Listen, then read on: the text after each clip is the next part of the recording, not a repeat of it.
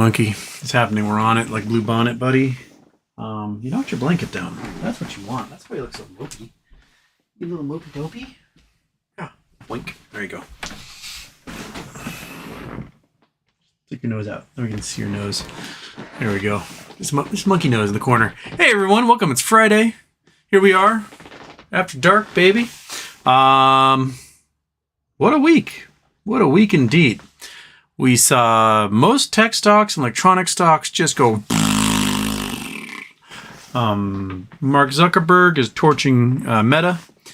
Amazon's taking it in the butt because no one has any money to buy stuff. My guess that Apple was going to have a poor report was thwarted by the fact that Apple did a huge amount of stock buybacks, therefore exceeded their expected shares earnings per share. So they ended up beating it by 8%, and then everyone's like, oh, well, it's not crash the stock then. So my puts did nothing. I rocked my Credit Suisse puts, put that into Apple puts, and then right back to where I started again. Womp womp. Should have gotten those Amazon puts, man. Oh well. Can't win them all, or many of them to begin with. Okay. What else? Oh, a huge amount of stocks, shares were borrowed for GME, like tens of millions of them, and it just spiked like crazy. Everyone is assuming there might be a short attack. I think it's more likely what's happening is using one credit card to pay off another. So you have this huge amount of things you owe, and you go, oh crap, it's coming due. They want it back. So then you borrow this, boop, pay that one off, and they've got just a little bit more liability than you had before. I think that's what's happening. And we saw some serious green in GameStop today. Went up several dollars. And that doesn't tell me that they were shorting anything. Now, the XRT FTDs are due on, I think DVS said the 2nd. So somewhere in there might get a little more push. S3 had one of their guys on, I think, CNBC today say that if GameStop hits $30, it could go parabolic. What? Should have taken my losses and loaded up on some GME calls this morning, and I didn't do that. Maybe I'll be lucky on Monday to get some. Yeah, so interesting. Shabam.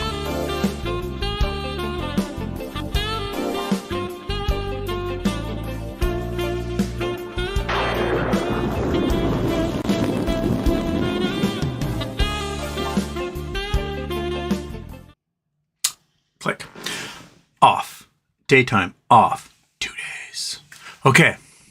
Yes, they're both off. I'm just going to double check, like OCD, check 3 times. Do I have anything else to add in there, Monkey? I mean, mortgage demand for mortgages are the lowest they've been in 25 years. Home sales have dropped by 10%. I think we're starting to see in the housing market what everyone has been willing to admit. And because interest rates are so high, the U.S. government is now paying $1 trillion a year in just interest on their debt.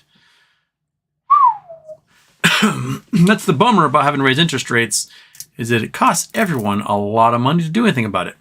So how are we going to pay off our interest rates? We're going to do what everyone did with the GME. We're going to borrow and pay off that credit card. Way to go, Merca and everybody else. So, and Elon took over Twitter, and it's been absolutely awful. We're 36 hours in, and my entire feed is full of people saying racist slurs and being bigoted and homophobic and just awful. So many accounts today that were formed with really racist usernames. And that might be what we're in for a while because they got rid of the person who's in charge of moderation. So, if Elon doesn't take care of that, doesn't do something about the hate speech on there, he could have it so that his app, Twitter app, can't be used in certain countries, like Germany won't allow him to use it there. So there goes 70 million users. Can't use your app anymore. Google and Apple could say, yeah, we don't want this in our stores anymore. And something like 12 or 14 major advertisers said that if he lets Donald Trump back on, they won't advertise anymore. So it's going to be hard to make a lot of money when people flee your app or don't have access to it. I mean, he already literally overnight lost half his value in Twitter. So he paid $44 billion for it. Maybe it's worth $20 billion if you're lucky. Now, if he loses major advertisers, he's not going to make up for it with any of the subscribers that are going to be using the platform. There's not enough of them to be willing to pay that. So I'll be curious to see what happens there. Lost way over. Sorry, I was going to do super chat just popped in. Just in my head, did Neanderthals eat dino meat, or do I have my timelines effed up? You have your timelines effed up. Dinos existed before any large mammal. Basically, there were like little shrew-like things that existed at the same time as dinosaurs. And the only reason they were able to take over was because they had fur and warm blood, and the dinosaurs got wiped out when everything caught on fire. Now, there's two theories about why everything caught on fire, or how everything caught on fire. One is that the impact hit the Earth and kicked up enough dust that it blocked out the sun for years, and then everything froze to death. Now, a more modern and prevailing theory is that it kicked up so much dust and rock that it went up in the upper atmosphere, and when it came raining back down again, all of it caught on fire, essentially. It entered Earth at an incredible velocity, hit the atmosphere, and then heated up the atmosphere to the point that essentially, if you were outside anywhere on planet Earth, it'd be about 1,200 degrees Fahrenheit, and everything would just cook. So there are some creatures that managed to like hide underground and cover themselves up that didn't get baked, but everything else got baked, and then the sun was blacked out. So not everyone got cooked and then frozen, then flash frozen. So, but yeah, the dinos didn't get eaten. Although, birds are a living relic of dinosaurs. And the tuatara in New Zealand, if any Kiwis are in here, the tuatara, it's got a little third eye that sees an infrared on its forehead. It is somewhat considered a living dinosaur. It might be the closest relative to dinosaurs as alive today that is essentially unchanged since the time of dinosaurs. So the tuatara is a very, very weird little lizard creature-ish thing. But it doesn't fit with reptiles. It doesn't fit with birds. It's its own little phylum there. Look those guys up. They're weird. They literally have a third eye in the middle of their head that sees an infrared. Okay. Where are we? Lost Waves. Did you ever build things with Legos? What's the coolest thing you ever built? I loved Legos. My family wasn't wealthy enough to have any of the motorized stuff, the train sets, I always wanted the engineering sets, but those were too expensive. We basically had hand-me-down Legos. So what I ended up doing was I like to build replicas of cities. I like doing that. That was my nerd thing I like to do. So I would build I'd look at a map of Manhattan, and I would build with the little Lego sheets. I would build Manhattan, or I'd build downtown Los Angeles, or I'd build even my own imaginary cities. Like, this is how a city should look. And I'd turn the roadways that were on those little sheets into the rivers and put in ports, and that's my favorite thing to do. But I also like to build spaceships. I was big on spaceships.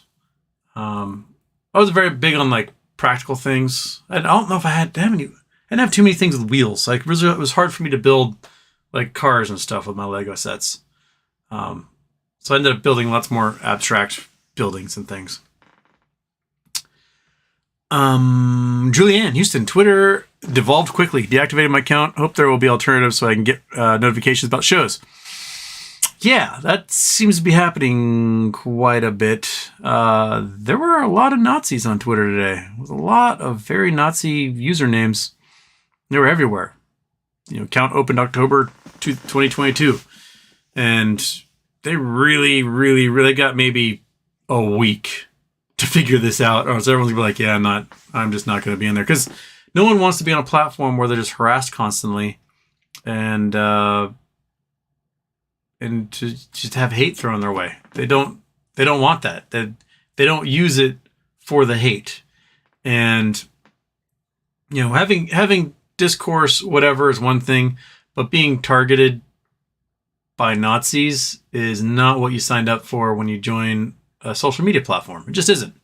So Elon's got to figure that out. He's got maybe a week, maybe 2 on the outset to really start being like, okay, this has turned into the cesspool of hate that everyone said it was. Perhaps we should have some moderation.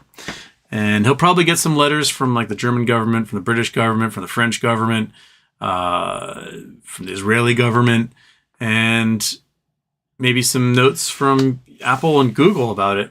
Wow. So it's going to be weird. Poorly stupid. Twitter puts looking real cheap these days. Maybe stock up on Monday. You can't. It's private. There's no puts. No puts. No calls. No nothing. The stock does not trade. Anyone who has the stock will receive $54.20 for each share they have. Any of the funds that shorted Twitter stock will owe $54.20 for everyone that they sold shorted shares to, and they'll owe $54.20 to the person that they shorted. So that's one problem the shorts have, right? Is if they borrowed shares and they sold them, right? They're going to owe, perhaps, if that's a synthetic share, they may have to owe $54.20 and $54.20 to the person they borrowed from. Ooh. So some of those guys might be in some financial troubles from that, because there's no way they shorted below 54.20, or sorry, above 54.20. So that they're not making any profit on it. It's all straight losses if you shorted that stock at all. Scott Paul and Houston, can you please talk about horology, this and the study of time, increments of time, etc.? When was the first watch built? Pocket watch? Is a Casio calculator watch the greatest watch ever designed? Well, I did read Chronograph 20 years ago. It's a story about figuring out how to make a winding clock that couldn't be affected by the seas, so they could figure out their latitude as they're going across the ocean. I remember the British guy figured it out. But before, there was like pendulum clocks and stuff. But if you wanted to be able to figure out where you were, you know what time of day it was, when the sun set, and where the stars were positioned. And if you didn't know what time of day it was, then you had no idea where in the ocean you were, and it was really hard to navigate and to figure out where you're going, and where you were at that time. I remember it being a really interesting book. It wasn't very long, but beyond that, I don't remember the rest of the book. It's kind of a biography of the dude who made that clock. And I saw the clock, I believe it was that original clock, when I was at the British Museum. That was the only room that I really, really thought was rad at the British Museum, was the room of all the really elaborate clocks. Everything else just felt like I was witnessing a crime. It was like, oh, that was stolen, and that was stolen, and that was stolen, and that was stolen. And it makes it hard to appreciate these things when you know that they're unwilling victims who had their shit stolen by the British and then packed into a room, made it look exactly like a Egyptian tomb or whatever. Like sprinted through that. I had like 2 hours. I sprinted through that museum as much as I could, and the only one I really wanted to linger in was the clock room. It was pretty nifty. But beyond that, I don't know enough about clocks. I did have a calculator watch. I still have a Casio that needs a new battery, but it gives you the temperature. And it gives you your depth when you dive. So if you go into the water and you're diving down, it'll tell you like, oh, you're at 10 meters or 30 feet or whatever. It's pretty cool, but it doesn't have a new battery. It needs a new battery.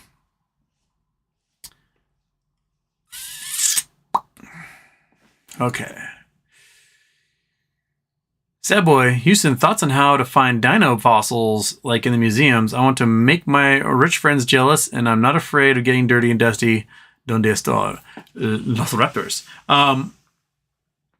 Well, you due to the Antiquities Act, you need to get certain permissions to do dinosaur bones.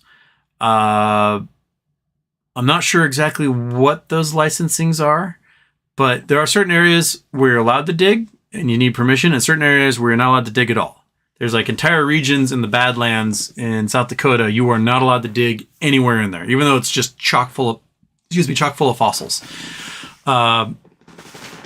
Best places to go is northern prairies, eastern Wyoming, eastern Montana, southern Alberta. Those are great places to go. There's also good spots in Utah and like New Mexico. Some in eastern Colorado, but yeah, you need to get some licensing, get some permission. You might have better luck without licensing permission and just greasing palms if you go to places like Mongolia or eastern China. You might just be like, I'm just gonna dig. I'm just gonna do anything. No one. And you can do your digging out there.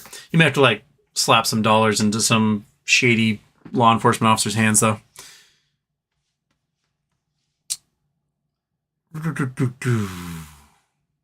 Scott Poland, have you ever seen a Swiss celestial watch?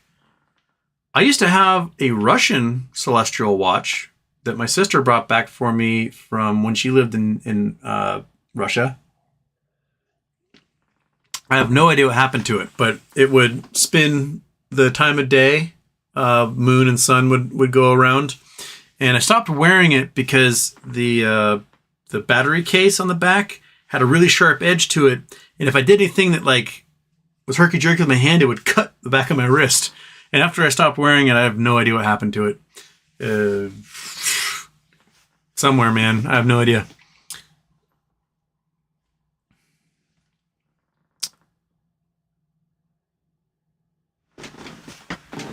Lost Waves, Houston, do you like Opeth? I don't know what that is. What's up with your boy Ortex? Lots of things got borrowed. That's what's up.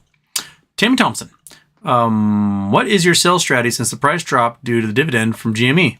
Pretty much the same. I mean, you know, maybe start a little lower, but climb that ladder, man. Same thing.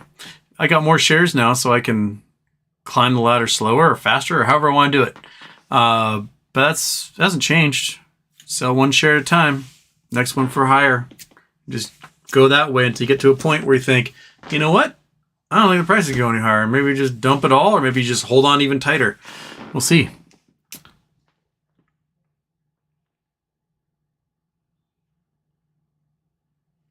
Lots of ways what happens after $30. And Deck P says, what's up with Yahoo Finance touting GME will rip if it goes over $30? Bear trap, methinks?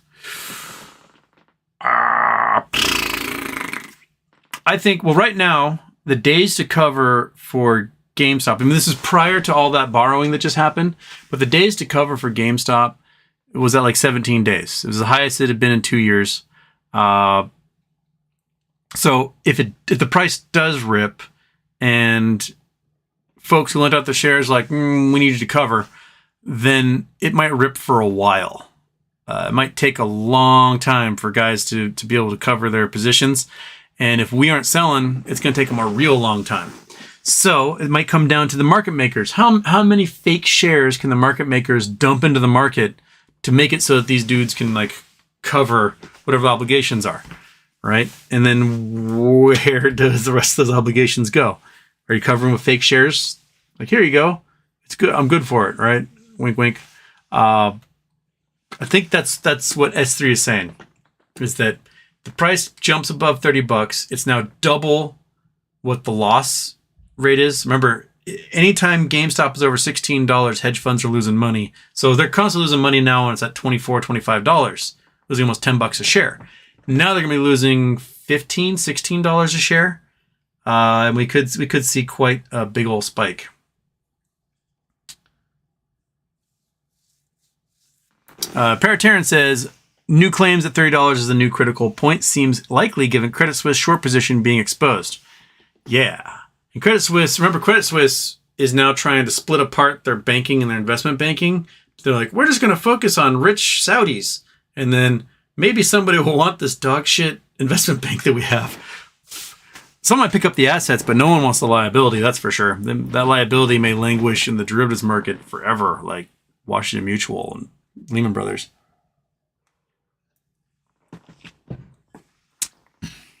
Hey, not your friend. 6:37 in Wahoo. I'm still working. Well, my man, working hard. Here's some good news. Days to cover. It's good news, right?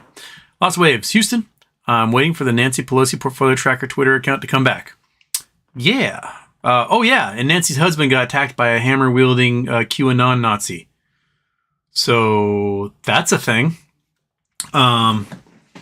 Crazy man with a hammer broke in, bashed his head in a couple of times, and cracked some skull and broke some bones, and was demanding to know where Nancy was, who I think was in D.C. at the time. I'm wondering what the outfall will be, because right now, Nancy Pelosi doesn't seem to be a hardliner against, they're doing the slow process of the J6 committee and doing things like that, but it might lead to some fast tracking of laws so that the FBI and DEA and alcohol and tobacco and firearms, and that these federal law enforcement agencies start cracking down a little more on the wackadoodles over on that QAnon side. That might be an outfall of this. Just in my head, can you explain to everyone on here that might be from Pennsylvania how and why Fetterman is cognitively fine and his stroke recovery does not affect his ability to think and lead? So when you have a stroke, depending on which side of your head has the blockage, you can lose, because we talked about this, like your brain is a big thing of RAM. It needs constant electrical impulse to be able to maintain memory and do its thing. And when you block off oxygen supply to parts of your brain, those parts can, I don't want to say die, but they can be damaged, sometimes permanently damaged, sometimes temporarily, and need to do some neural rewiring. So if a part of your brain that gets starved might be the part that interprets symbols, right? So you may have a hard time reading things. It may just look like just random hieroglyphics or something to you. And you have to relearn and rewire your brain to start recognizing letters and symbols again. It could also affect, say, you had a problem where it cut off part of your auditory interpretation. So the part that sounds come in and your brain interprets that to mean certain things and associate stuff with those sounds, that could happen. So that sounds like what Fetterman had was not his reading. He reads fine, but his auditory interpretation gets a little screwed up. And that area of the brain ties into your speech. So when you try to say some things, you might say like, rather than saying, hello, everybody, welcome to Houston with a problem, you might say, hello, everybody, welcome to Duck Liver. Glad you're here. Like, wait a minute, that's not right. And so it takes a while of rehabilitation to rewire those parts of your brain and to get to where it does not feel like or appear as though you're injured. Now, I'm sure many of you have witnessed somebody who had like a very severe stroke and half their body doesn't work on one side, and those can be much harder to recover from, because the pathways that got hurt and damaged might be so severe or starved oxygen for so long that part of the brain may not get to the rewiring phase. An ex-girlfriend of mine, she was a salsa dancer, and a year or two after we dated, she was doing the salsa dancing competition, and her partner went to lift her and dropped her on her head and hurt her neck really bad. Didn't break her neck, but she ended up getting a blood clot and this bruise, and it threw into her brain, and she had a stroke at like age 28, 29, really bad one. And so her left side is permanently damaged. Her cognitive ability returned after like 2 years of a very intense therapy.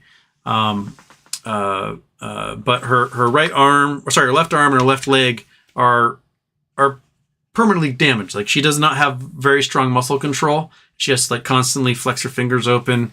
When she walks, she drags her foot behind her.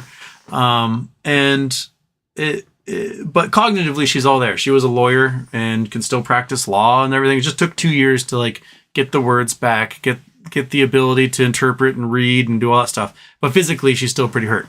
It sounds like it was a very mild stroke that Fetterman had, and he's just sort of in that recouping stage, trying to figure out how to interpret words and say them again. But there's a great TED Talk from maybe 10 or 15 years ago about a woman who's a brain researcher, and she researches strokes. And she talks about, she had a stroke when she was like 35. She was a brain researcher before then.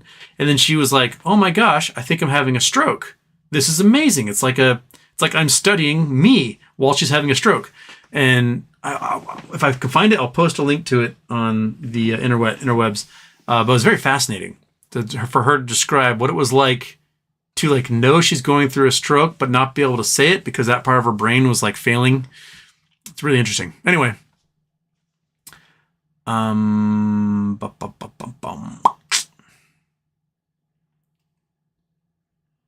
Raider Bo, GME was disconnected from all meme stocks today.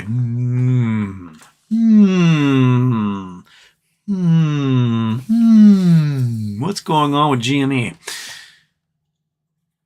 Go Houston Astros. Yeah, Phillies won. I'm rooting for the Phillies, man. Go Phillies. And also if the Phillies win, then an economic collapse is almost certain. Because they only win World Series when the economy is about to just collapse real hard. Hi, not your friend. Lost Waves News said the guy asked where Nancy was before bashing the husband. Yeah, basically he was trying to tie up her husband and smack him with a hammer while waiting for Nancy. Pretty darn scary. Lost Waves, you hear about Ligma? Yeah.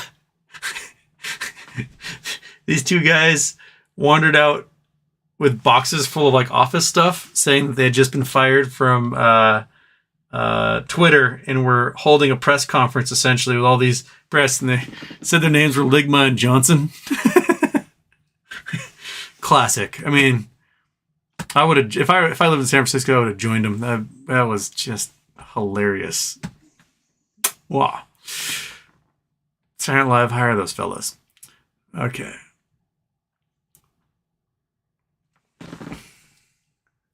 Julianne, I've always wanted to handle a piece of aerogel. It just fascinates me. What's something epically cool, high-tech, or advanced material that you would love to see or play with in person? I got to play with a piece of space shuttle tile when I was in high school, which was the thing that blew my mind. They didn't have any aerogel. Aerogel hadn't been invented then. If you know what aerogel is, it's the least dense material in the entire world. It's a gel, but it's like a giant sponge. I don't know how to describe it. But if you hold it, it feels like you aren't holding anything, and it's just the least dense material in existence. The tile. So we had a dude from NASA came to my high school to my physics class, and he brought moon rocks, which meant there was like literally a dude with a submachine gun on campus because the moon rocks were worth like $250 million. And we got to like look at moon rocks. We're not allowed to touch moon rocks, but we could look at them. And then one of the things he had was a piece of tile of the space shuttle. And the tile is like amazingly thermally conductive. So conductive that it just gives off heat to the point where it cools off really quickly. And so this dude took out like a acetylene torch or something and blasted this tile to the point where like the room was like people were sweating and the tile's glowing blue. And then he turned off the torch and picked up the tile. We all gasped, and it was like room temperature.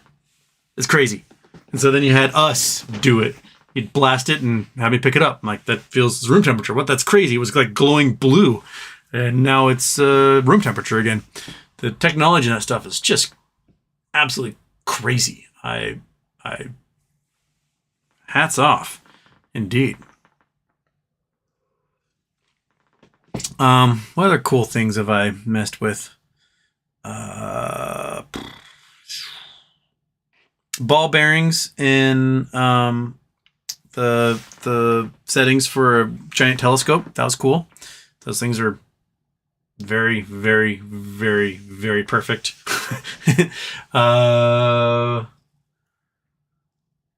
Resurfacing a mirror of a telescope with silver or aluminum. That's also pretty awesome. Like big mirror, it's 30 feet across. What else, monkey butt? What are the cool things? What cool things, piece of technology have we messed with? Got to shoot a pair of Oakleys with a gun. I had a pair that the earpiece broke. Old pair, and you couldn't find another piece for it. And so I'd always been told the Plutonite lenses were bulletproof, and my neighbor didn't believe me. So we set it up and we shot it with his 1911, and yeah, they're bulletproof. Bullet lodged in there, didn't go through. So apparently, if you get shot in the eyeball with a pair of Oakleys, the Plutonite lens keeps the bullet from penetrating. So, hey, there you go.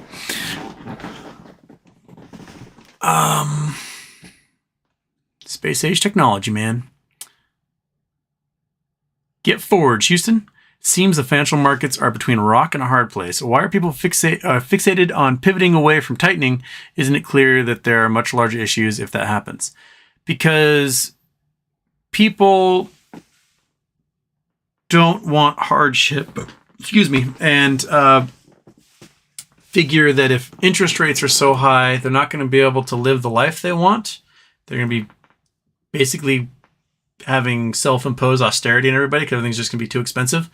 And they don't realize that if we try to jumpstart the economy right now, that we will have runaway inflation. If that runaway inflation happens, things really do become too expensive, and your entire economy just collapses in a way that is essentially unrecoverable. Like, Weimar Republic, economic ruin, wastelands of people looking through trash. It is 1931 Hoovervilles all over the place. So we may just have to go without some consumer spending for a little while, bring the price of things down, let inflation temper, and then we can cut interest rates and spur growth and development and everything else. But either way, it's going to suck. It's going to suck real hard. P. Kumar, no name, going private and short squeeze due to short interest. Twitter went private today and no action this week. Does it mean Twitter had no short shares, or is it different than no name? It's different. So because Acme, if a company like Acme goes private and they do not have a cash buyout associated with it, then you cannot have a short share go private. But because there's a price involved with Twitter as it goes private, the shorts can just do a payment in lieu and give the cash price instead of having to find the shares in the open market. Because everyone who currently has a company like Acme in their portfolio wants to keep Acme, and they're going to hold on to it and continue on into the private ownership, still having their ownership shares, just not having shares that are on a market that they can trade. Therefore, no synthetics can enter the private market, but there's no cash value for those shares that people are accepting. They want their shares. So you have to close before it goes private. Whereas as Twitter goes private now, you just pay money and you're closed. Your position's closed.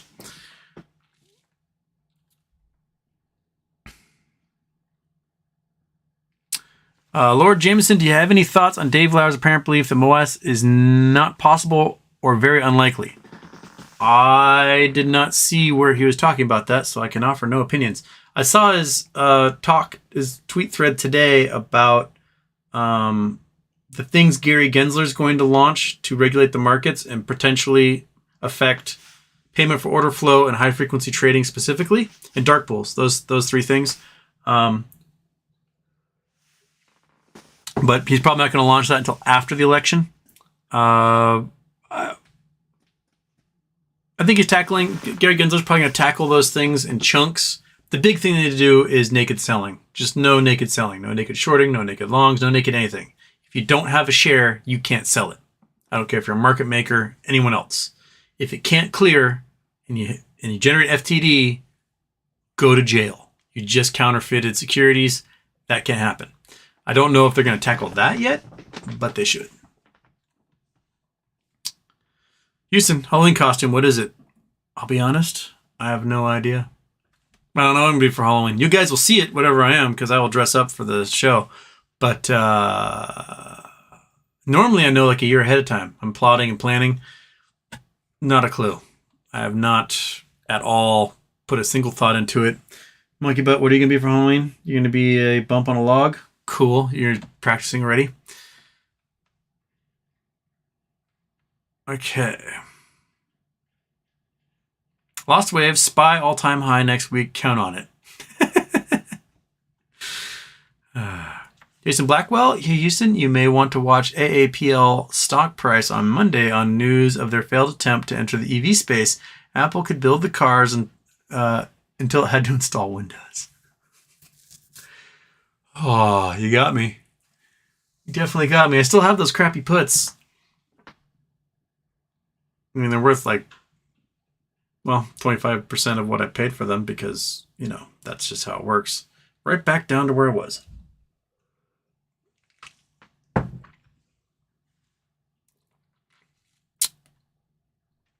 J-Dog, Philly took game 1 from the Astros 6-5. Carne asada, fries, or nachos for this weekend's Seattle-New York game. I don't think I get to watch it. I think I picked up a shift. So, I think Seattle has a chance. New York somehow is 6-1 and has the 28th ranked offense and the 29th ranked defense. How is that even possible? How do you do that? How do you have a team that's that bad? And I don't know. But Seattle's defense is lacking. But Geno Smith's got the 5th best offense in the league. Hey, man. Go Geno. I love it. I love it when an underdog, league minimum bench warmer finally gets his due and he's just ripping and roaring and just got a quarterback QBR of 75. Man, way to go, Geno. Way to go.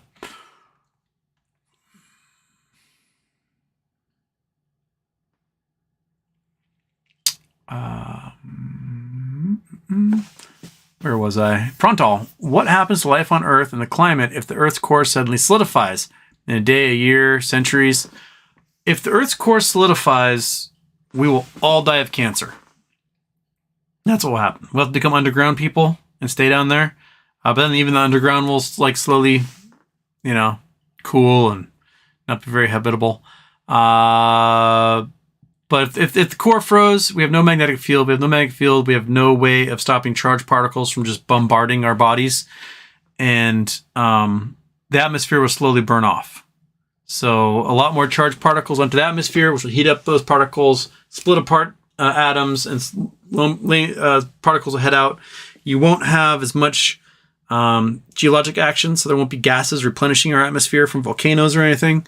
So within a year or two, everyone will have cancer and will die. Within 10 years or so,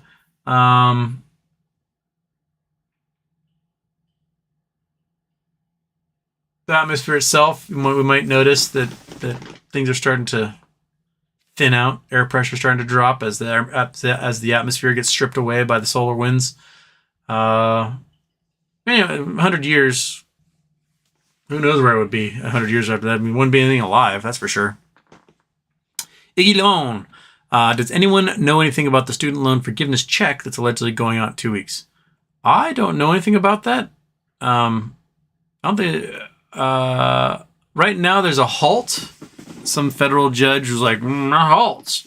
And so it's on the payment of the forgiveness is being halted, but you wouldn't be getting a check. It would just be, they just delete 10 or 20 grand from your account. And then that's that. Brandon T. Houston, have you ever met face-to-face a shill or a hedgie yet? Like at a party or a friend's dinner? I could just imagine, hi, nice to meet you. What do you do? Oh, I work at Citadel. No. I mean, I've got some friends that work at Russell Investments in Seattle. But they're economists that do research projects, not people that are trading or doing stuff at Russell. Here in Seattle, I mean, there's a Goldman office in Bellevue. There's some Merrill Lynch folks that do account management for rich people around here. Some Edward Jones folks, but none of them they're all asset managers for private wealth folks.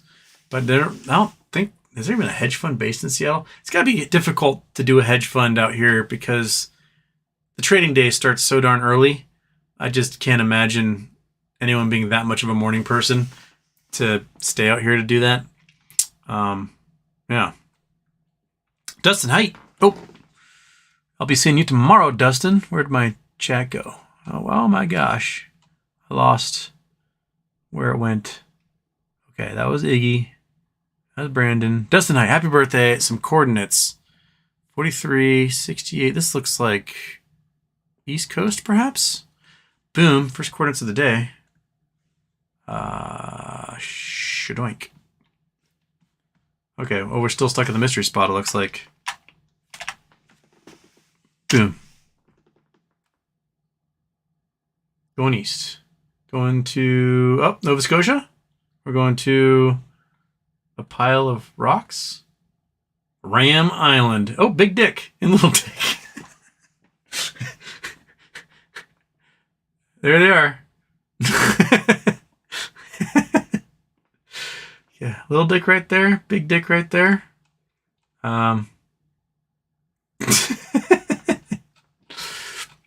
Gardner, if you're watching, I need you to go to Big Dick and Little Dick for me. Just hop on your paddleboard, head out there, and just get a picture with Big Dick and Little Dick. It's quite a drive for you to get out there. He's up in Halifax. But yeah, Big Dick and Little Dick. Fantastic. And I'll be seeing you tomorrow, Dustin. Striking Viking. Any thoughts on the supposed rule change coming in the next few weeks from the SEC? Dave Lauer seems to be hopeful, but personally, I'm ready to be heard again. Oh, definitely. Like, hope springs eternal. But if they actually do what we want, I don't know if my heart can handle it. I fully expect them to be like, we're going to say it's bad to do everything on dark pool, but if you do it on dark pool, there's no fines or anything. We're just going to go, it's bad. And that's what I expect. But if they just full on turn off dark pool trading, stop payment for order flow, and reduce high frequency trading, fantastic. The next step is deal with swaps, deal with naked shorting, and go from there. But I would be very curious to see if the SEC does have like the fortitude to really just hammer out stuff. Hi, buddy. What you want? What you doing? What's going on? Huh? Are you just sweet little dog? Yeah. You just wanted to just stare, give everybody a look-see. That's all right. Just staring at the back of my head. That's okay, monkey. You stare at the back of my head, buddy. Oh. Do you need more blanket? Is that what you're looking for? Is that what you're looking for right there? No? You just want to keep staring? All right. Keep looking at me. Keep staring over my shoulder there, Emperor Palpatine.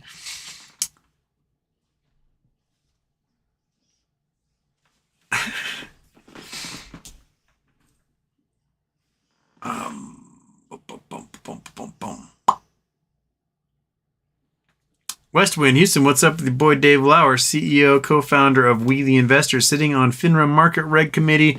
Finra that won't answer questions about GME shares, borrowed mystery. I'd be very curious to know what he does on that committee, what they talk about.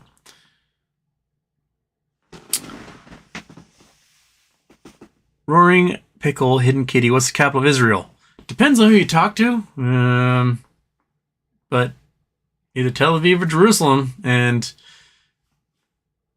I mean, either way, you probably start wars.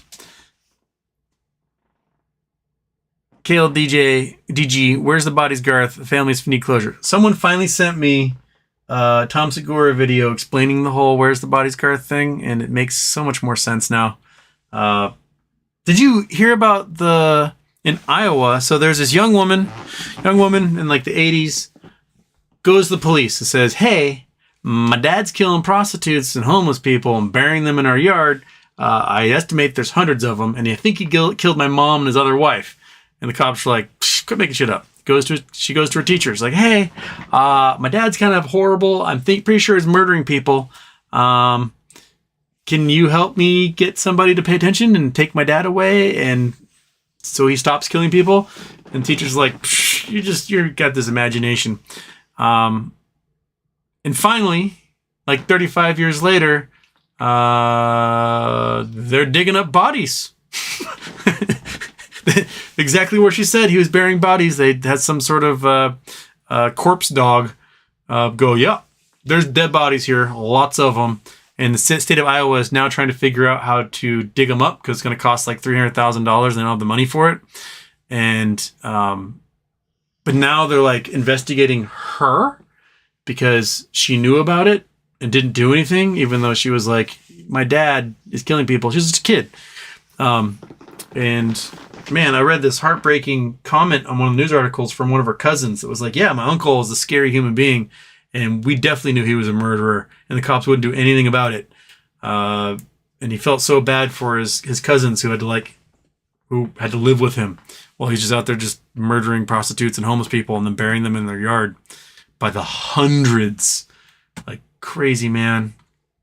Crazy. G-Font. Got somewhere tropical for us. Okay. Bam. This is where your bodies are buried? Down south in the Caribbean? Oh, we're way south. We're in South America. Shaboom. We are in a wash, an arroyo, somewhere in South America.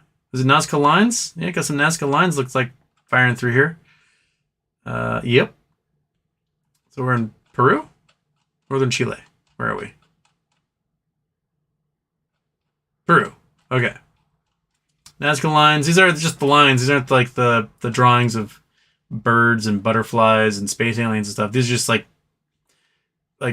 just making lines. Just making some lines to the desert. Just, hey, what are you going to do? Oh, I'm just going to make a really straight line for a while across the desert. Cool. Some more. I mean, look at these things. They're very geometric. I mean, some of them have like little hooky doos to them. Some of them are just incredibly straight, but they go all over the place. Some of them have like almost like focal points to them. Some of them look like straight up runways, like this guy and these guys. Excuse me. I'd be the dude has to like build a highway through the Nazca Lines, and you just make sure that it's as straight as possible because you don't want the ancient people here to have a more straight line than you. But they're crazy. They're wild. They're no explanation whatsoever because we killed everybody who made them all with our diseases. So therefore, it will remain a mystery to us. Probably in perpetuity.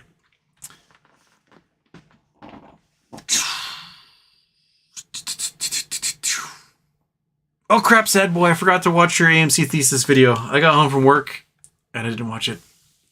Problem is that I ordered a new coffee table and it arrived and I spent all night putting it together.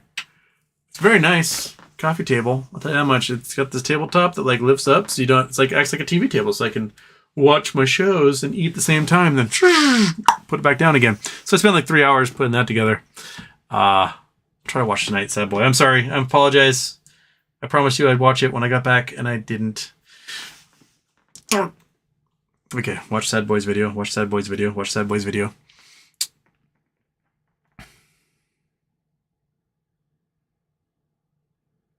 Grape Houston over. Students discussing what win scariest costume at their school contest this year. One of them said school shooter. Oh. Ouch. Ouch.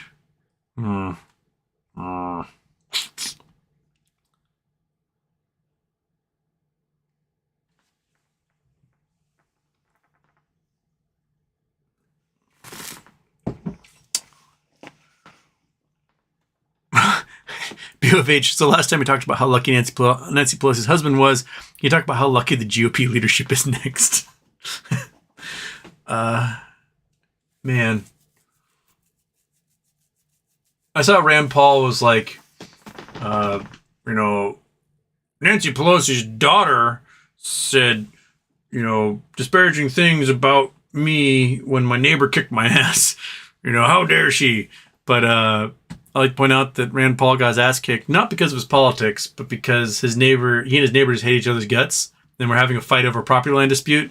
And apparently the neighbor says Rand Paul dumped his yard waste into the neighbor's yard. The neighbor just straight up tackled him and then kicked the crap out of him. Rand Paul says he dumped it on his own property. But anyway, the guy's in prison regardless. But I wouldn't want to be Rand Paul's neighbor. I'll tell you that much right now. would probably create his own HOA just to rule over me, and that's what would happen. I'd have no say in it. Be like, you're under the HOA now. You're providing all the rules. Too many shit boxes in your driveway. Grape Houston, would you rather be Tony Stark or Bruce Wayne? Tony Stark, I think, personally. Like, Bruce Wayne doesn't have a fusion reactor, and that to me is a big miss on his part. Also, while I am a night owl, I'm not necessarily like going to do things all night long. That just is exhausting. I like to read at night, and to do that, that's my night owl in this. I don't want to go and like, fight street punks and then throw them into an insane asylum where they get worse. That just seems very counterproductive. I mean, a lot of what Batman does could be solved by him taking his wealth and investing in like infrastructure in Gotham City and make sure people have jobs. That, boom, problem solved. Gotham no longer is a dark, wet, crazy person-filled shithole. I am surprised that we have as many billionaires as we do and no one's Batman. Like, why'd we become a billionaire? What's even the goal? I mean, you got your supermodels, cool. You've got your global cabals and things like that. We have lots of super villains who are billionaires. We don't have any superheroes who are billionaires.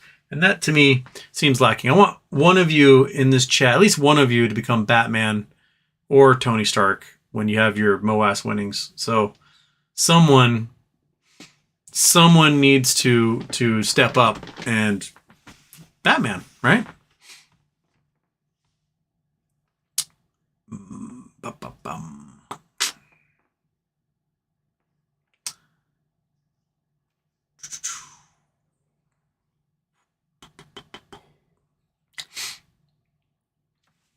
Just in my head, it's wild how our culture correlates poverty with character deficiency or laziness. Meanwhile, most who make $100,000 a year wouldn't last one day mentally or physically doing a job of a $20,000 earner. It's true. I talked about this in the past.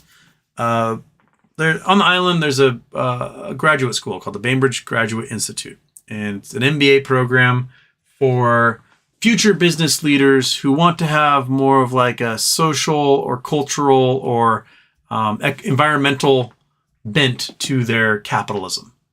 And these are well-meaning folks, a lot of them from very wealthy families, who are like, well, if I'm going to have to be a VP at this company, I'm going to like make sure they recycle and we get carbon offsets and do things like that. They're useless. They are the most useless people I've ever encountered in my entire life. Just the whole lot of them. And a lot of business schools are this way, especially business schools that have people that aren't like, someone who worked as an engineer and went back to go get a business degree so they could become like and move up the ladder at the company, in some non-trad. But these folks, they didn't work during high school. Everything was paid for. They got an allowance. They would go. Dad gave them a car when they were 16, and they went off to college. And they went to a really nice school because they were able to get the tutors and everything else and do well in their SATs and had the legacy. And they went to Harvard or Yale or Princeton or Whitman or, Claremont or wherever. And they went through college, all paid for. Didn't have to worry about financial aid or anything. They graduated. Then Dad paid for them to go backpack around the world for a year. So they went and lived in an ashram in India, and they went to, base camp at Everest, and they went on to Ibiza, and they got their Instagram photos of themselves at tropical islands around the world. And then the year was up, and then it was like, oh, I'm gonna have to like go get a job now. But I have a business degree. But that's not enough. I need to go get an MBA because I need to be a leader of industry. And since I've met all these people around the world, I want to make sure that it's a business degree that has some heart to it. I don't want to be like the cold business leader. I'll be the one that makes sure that we're recycling and we're thinking about not having slave labor in our factories. And so they go into the Bainbridge Graduate Institute. And they've still never had a job in their entire life. They're learning how to manage entire companies without knowing what it takes to design, engineer, produce, logistics, maintain anything. And then they graduate with this degree that Dad paid for, and they immediately go and become an executive vice president for a Fortune 1000 company. all without ever having a job in their entire life. Not one. They've never swept the floor. They've never handed out burgers. They've never worked a double. They've never been on their feet for 10 hours. They don't even know what it takes to like make a CAD program in their computer. They've never done anything. And all of a sudden, they have like 20 people they're managing. And that, I think, is the biggest detriment this society has when it comes to business and finance leaders, is that we have an entire class of individuals who go their entire formative years without ever having a job of any kind. And their first job is managing people.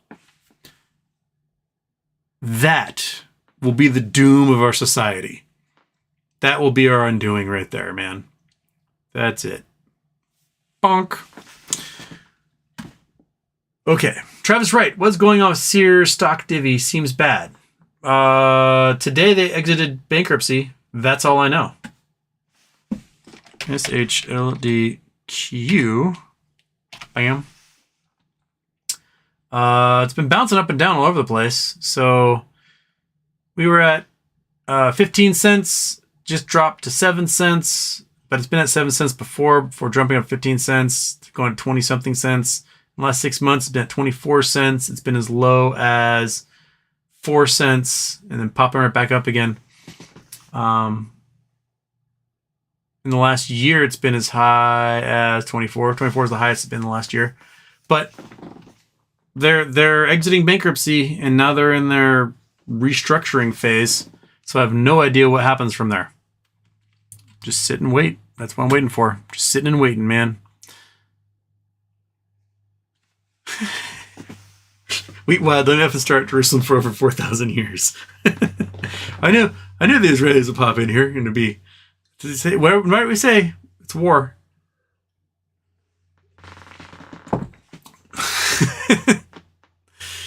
How to start a war in the chat. Just boom, poke the bear. All right.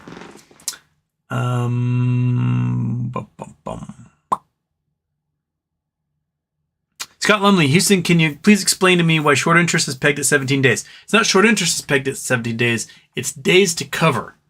So it means that if all the shorted shares that exist right now that had to cover a closed position, it would take 17 days of trading for them to be able to do that without any new shorts entering the market.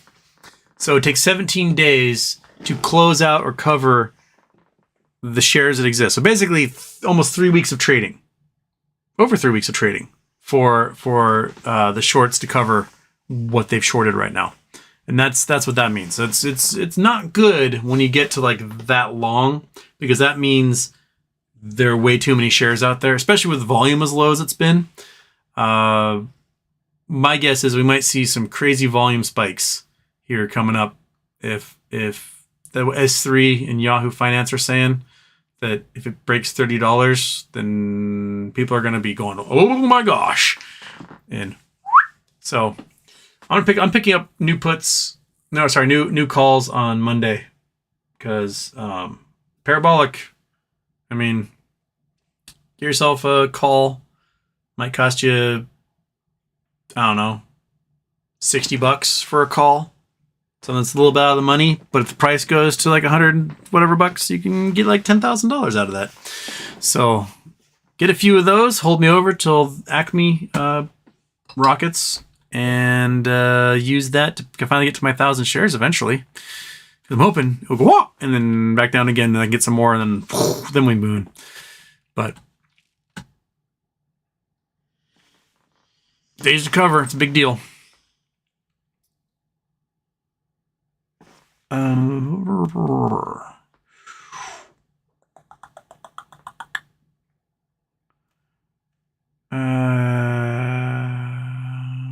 Chad Clifford, Houston, how many gallons of gas can be refined from a barrel of oil? That is a good question. I actually read that not too long ago because I was looking at the amount of diesel you get out of oil, and I don't remember what it was.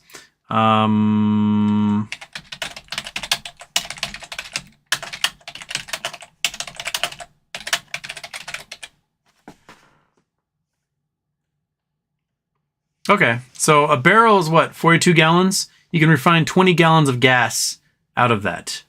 And 11 to 12 gallons of ultra low sulfur diesel fuel, what can also come out of that as well. But you got to remember, you got to like distill the sulfur out of it.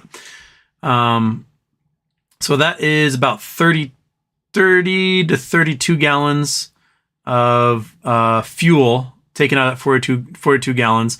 And then the rest of it, I think, goes to fertilizers, plastics, herbicides, pesticides, and other things that need organic compounds. Yeah. So there you go.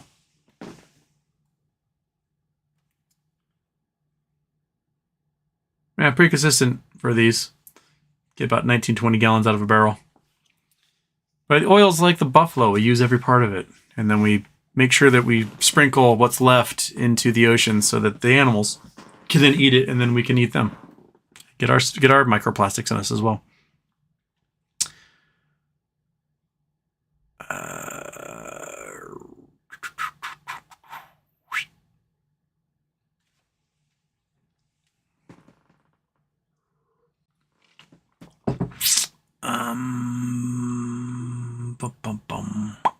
All right, there's lots of people talking about the Yahoo S3 thing.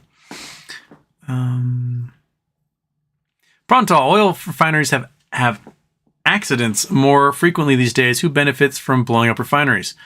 Oil companies do, because then they jack the price and they make even bigger profits. Shell Oil made $9 billion this last quarter, which is twice what they made this time last year. The price of oil isn't the result of inflation. It's the result of oil companies charging more by restricting how much oil is out there, therefore artificially affecting the supply and demand relationship. That's it. That's all it is. We have the ability to produce enough oil to meet the world's needs. The price would come down and oil companies go meh when it happens. So Saudi Arabia is literally throttling back production to make sure that oil prices stay sky high so they can make as much money as possible off of it. And all the other oil companies are like, we're doing that too. OPEC all agreed to just turn down the tap a little bit. That's where we are.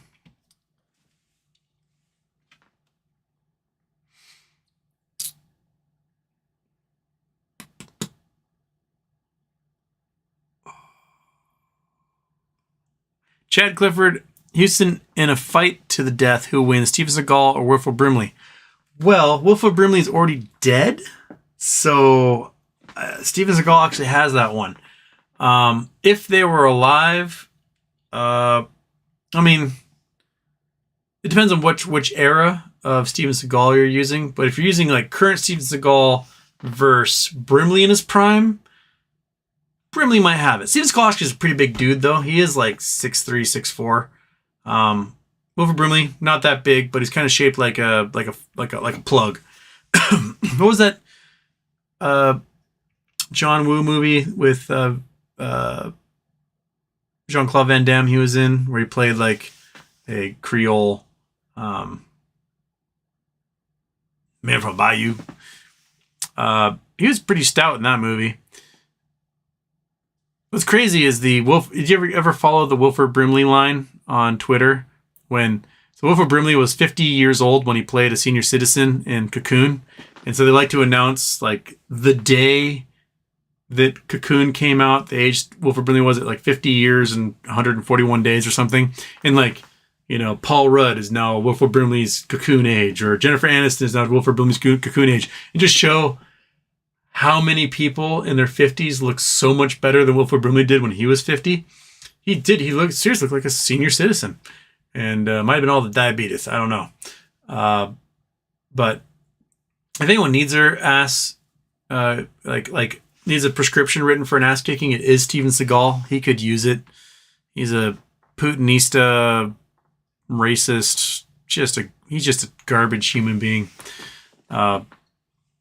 Screw you, Steven Seagal. I hope every day sucks.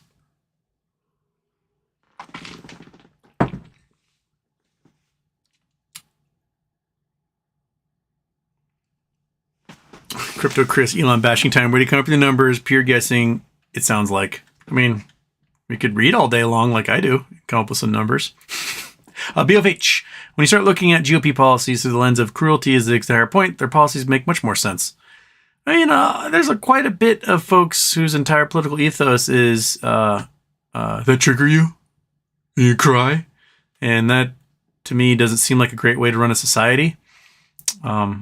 When I started this podcast, it was the mission statement of the podcast was basically a question. Did we create society to make sure everyone's lives are better, or did we create society to maximize profit and drive revenue? And I don't believe in the latter. I believe in the former, that we create a society to make everyone's lives better. And if you are not part of making people's lives better, then what are you doing here?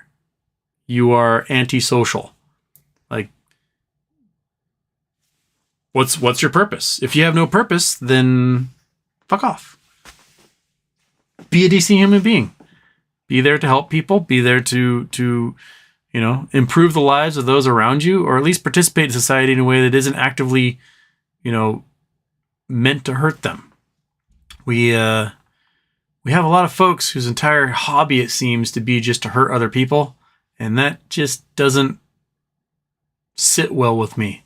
It's sick, and it's damaging to you, it's damaging to them, it's damaging to everybody who comes in contact, and it just perpetuates a cycle of trauma and damage and hurt. And we don't get better. We don't get better as a society from it. We get worse. So, don't suck. It shouldn't be that hard. Okay.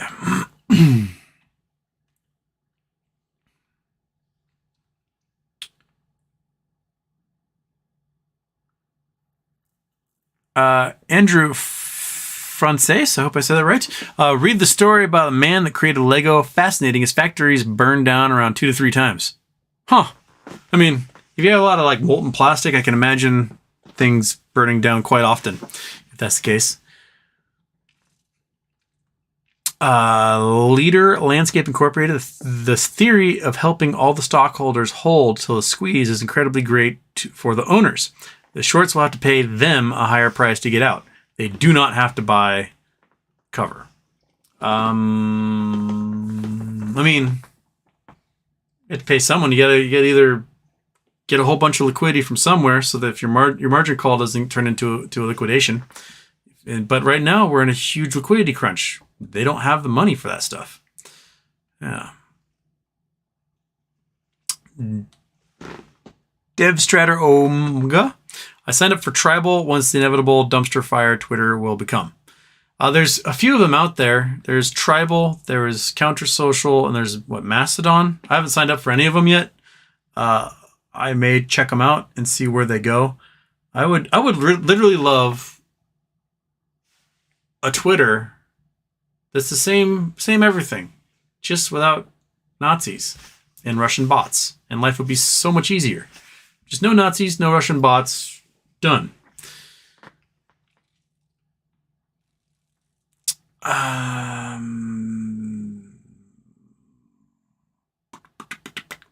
Joshua Jimmy, Houston stalker's licking his lips now that Elon's in charge. Yeah, he's out, my stalker is out of Twitter jail after having hundreds and hundreds and hundreds and hundreds of his tweets flagged for spam, abuse, harassment, hate speech, and all that stuff. Apparently he had to delete everything and then wait 7 days or something, and then they're like, okay, welcome back. And he's just going bonkers. He's out for revenge now. Ugh. But whatever.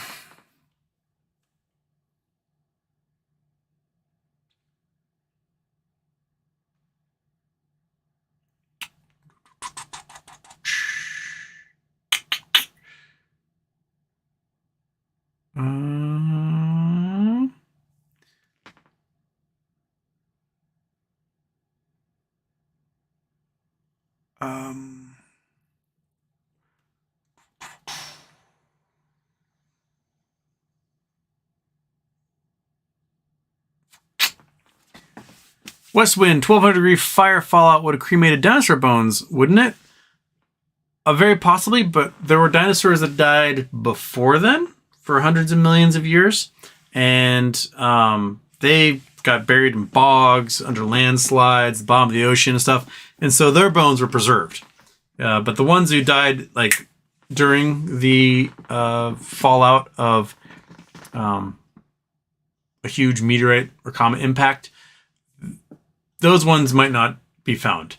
But we can see like the iridium layer that was laid down from the object hitting the earth and eviscerating and then raining down on everything. We can see that. We can see below that line dinosaurs, and above that line no dinosaurs.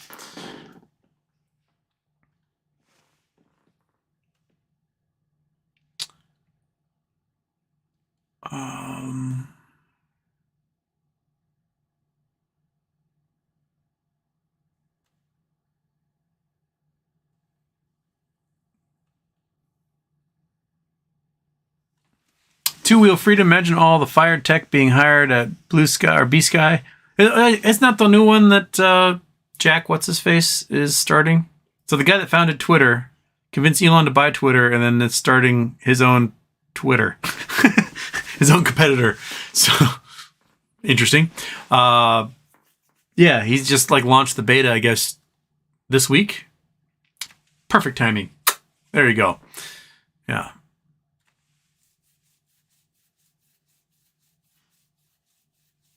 Iggy Limon, don't come to Mexico. You're shit out of luck if you get sick or hurt here. Dig for dinos elsewhere. That's a good reason. There you go.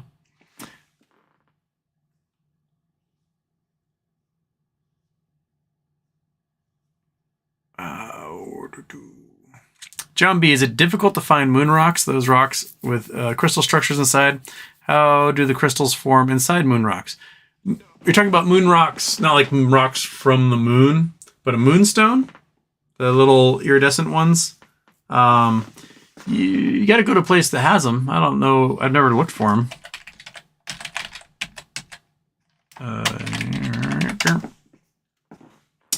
So moonstones, these guys. Turn off the earth. Turn on the chrome. That would be where this guy. Yep. Okay. These guys right here. They're like kind of weird little iridescent, partially clear stones. They're feldspars. Where can we find them? Moonstones. I don't know where you can find them.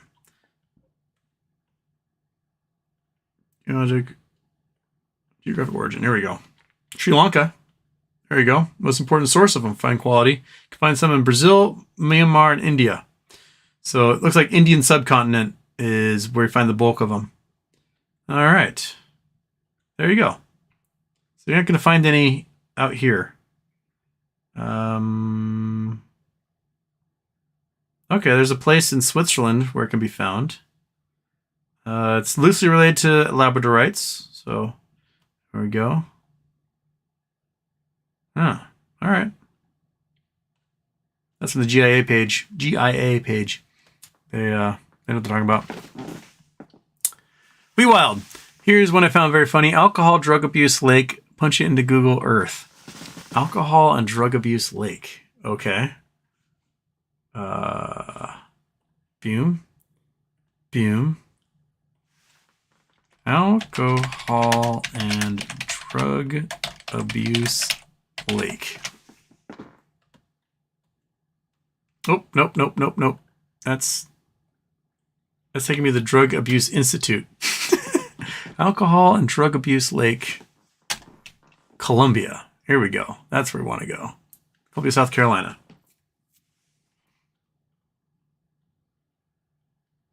Alcohol and drug abuse lake. There it is. Looks like an artificial lake. Looks like a dam right there. State Hospital Cemetery. So this must be a rehabilitation center, maybe? An alcohol and drug abuse lake.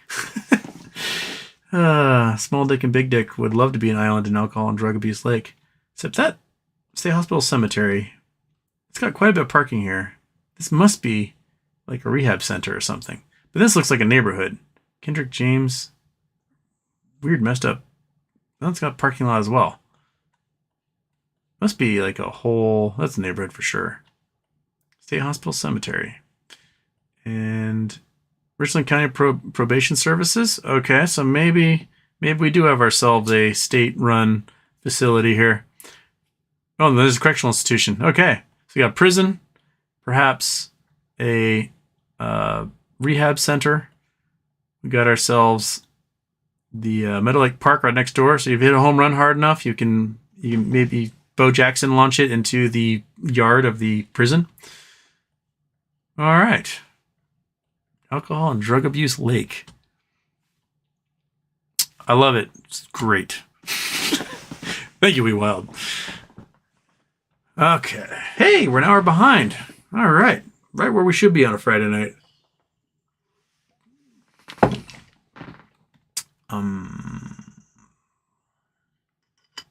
Oh. Partly stupid. A conservative came up to me and said, I'd like to poison your mind with the wrong ideas that appeal to you, though I am not unkind. Song lyrics, monkey. Yes. Oh, you're such a sweet little... You are just the sweetest little dog. You are. You put up with so much boredom. And you just sit there. Oh, yeah, flop over. The ear scratch will do it. That's it. Yep. Just be a floppy little dog, a little flounder. So, anyone ever seen the Stones live? I've never seen the Stones live. Probably should try the next time they come to tour, because who knows how much longer as a functioning group of people. And then they're old as shit now. I think the only band that's older than the Stones... Actually, the Stones can't make this claim anymore because they've had members of their group die. But Golden Earring, I think, still holds the record for the longevity of a group with its founding members, because they actually formed before the Rolling Stones, and I think all the people in their group are still alive. So if Golden Earring is on tour, that's your record holder. Check those guys out.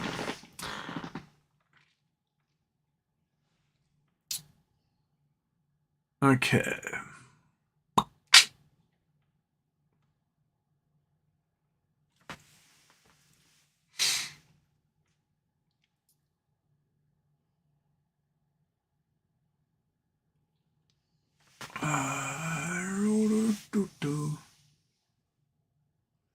S.J. Houston, Opeth absolutely effing rocks. Listen to Ghost Reveries or Blackwater Park, both fantastic albums, or if in the mood for something softer, Damnation is a great album.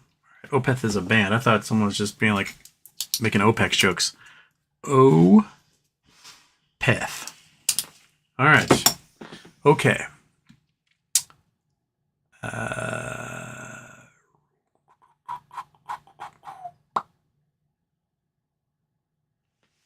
Houston, how high are you holding for those M&Ms?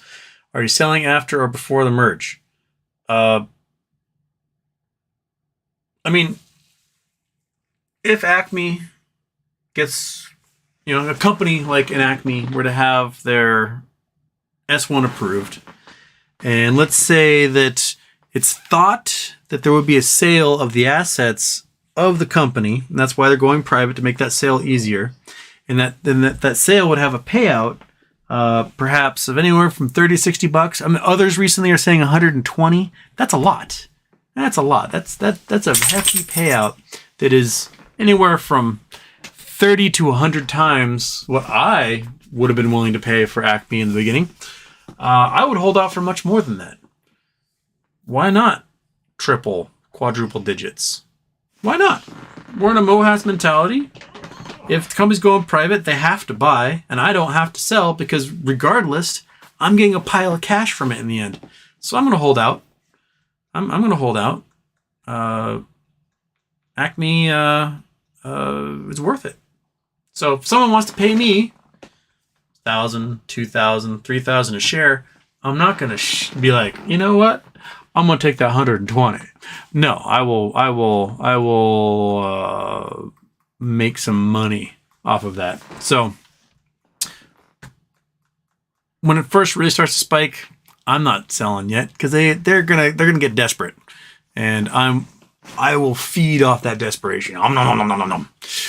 So, and then if it happens to never hit my target price, that's okay, because I'm still gonna get a shitload from when it sells private. Done and done. And I'm gonna use that money so if Mauna Loa erupts, I can fly to Hawaii and I can play with some Mauna Loa lava, Because I don't know if you guys saw, but Mauna Loa is burping right now. Lots of earthquakes happening, lots of magma movement, and the geologists are like, well, be on the lookout for a lava flow from Mauna Loa. And Mauna Loa pumps out an insane amount of lava. They've had eruptions that went from 10,000 feet up the mountain and in 3 hours hit the ocean, which is hauling ass. It will make whatever came out of the Canary Islands last year look like child's play. Mauna Loa really knows how to like dump lava. Okay.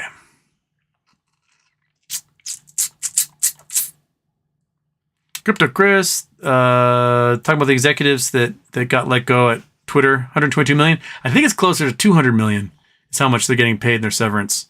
Because just the CFO and the CEO are 102 million. And they also got rid of the head of moderation and another person as well on top of that. Debt Swiss. Terrible's Cucumber. Oh my god, that name is fantastic. Do you go under her streams with that name? I bet she thinks that's funny.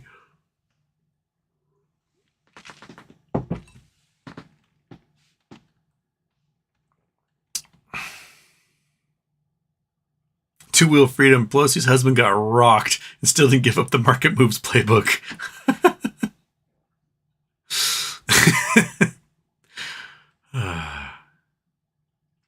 Well, Cheveria, Houston, can you explain social democracy in a nutshell?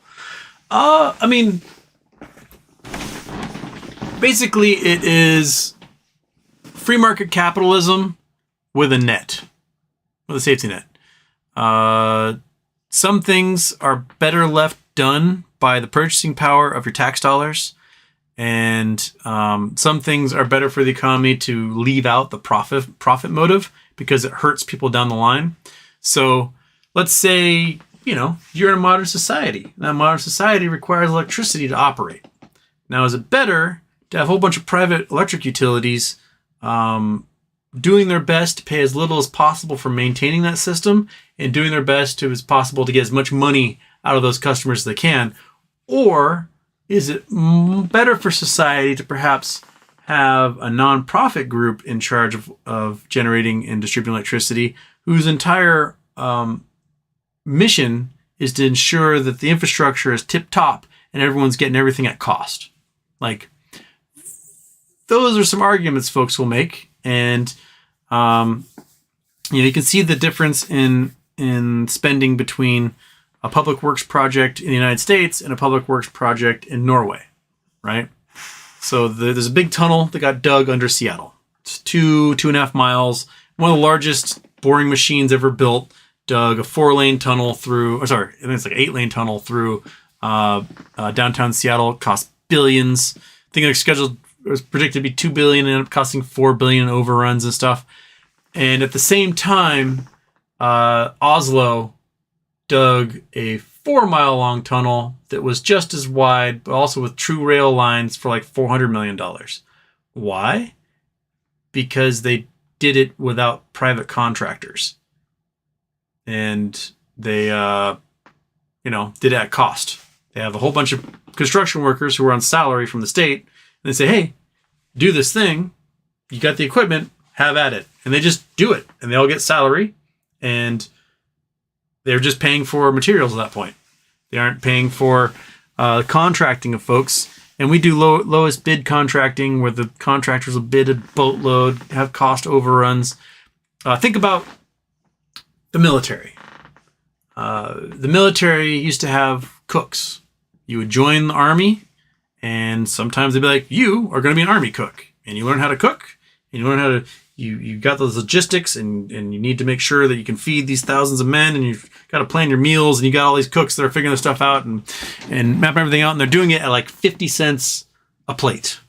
Why? Because they're buying in bulk and they can do it, and they've got this huge orders coming in, and they can do a meal 50 cents. But in the modern era, we've gotten rid of a lot of the army cooks, and now we've got contractors, subcontractors to do it. So in Iraq, KBR was one of the subcontractors that was hired to do feed the soldiers. And their contract came out to, depending on which base in Iraq they were on, between $30 and $100 per meal per soldier. Oops. I guess it would have been better if we had the purchasing power of tax dollars do that. So, you get to nations, Denmark, Sweden, Norway, Finland, Netherlands. A lot of these European nations are social democracies. And what they have is they have pretty high minimum wage. They've got oftentimes free public infrastructure, transportation especially. They've got state companies that do a lot of the public works, whether it's sewer, water, electricity, roads, and you got universal health care. So you got the safety net in place so that the tax dollars take care of everybody regardless of what it is, and actually can come out to be cheaper in some cases. So like in the United States, we don't have that safety net. We don't have the public works on a large scale to build all this stuff. Our transportation is expensive. You got to pay to go on the subway. You got to pay to go on the buses. You got to pay to, like, you're paying more for more user fees are covering these public transportation things. Our water systems are taken over by private companies. Our sewer systems are often taken over by private companies. And you have no health insurance. So, or no guaranteed health insurance. So if you look at our county, city, state, and federal taxes on top of our transportation costs and our costs for healthcare, in the United States, we end up paying like 60% of our income towards that. But in all the taxes and fees in a place like Denmark, they're paying 55%. So they're actually paying less of their income as a result of having a universal healthcare system than the United States is. We're like, oh, we're saving money. We aren't paying a lot of taxes. But think about the $12,000 a year per person that we're paying in health insurance. It's ridiculous. I mean, how many of you have a family of 4 and your health insurance bill is like $2,000, $1,500 a month? That's insane. That's an entire person's salary being spent on just health insurance for your family. That's nuts. We should be able to do better than that. And if you get sick, you still have like a $15,000 deductible you got to burn through before, the insurance company's like, fine, we'll pay for it. So, the social democracy is essentially, you have a democratic system, people get elected. You've got an incentivized system where you do have the ability to found companies, have private ownership. People are greedy, right? People are greedy and they want more. And some people need that motivation of, you know what? I want a nice car, a nice house, and all these things. And so I'm going to go into this stuff and I'm going to do it specifically to get those traps of luxury. But you also have a safety net in place so that when folks fall through, they get cancer, they get injured, they, bonked on the head, whatever, or they lose their job, they're laid off. Like there's something catching them and making sure that they aren't becoming, living on the streets, which is what we have everywhere here. So yeah, best thing I can say about social democracy is you still have the capitalistic incentive to go out and kick ass, but you've got the safety net to catch people when keeping it real goes wrong. And that's the beauty of it. And yeah, you know what? You might pay a big VAT tax, a national tax or something, but in the end, you got 5 weeks paid vacation. You got a retirement program, and people aren't starving and living and homeless in your country, which is just a great way to go, I think.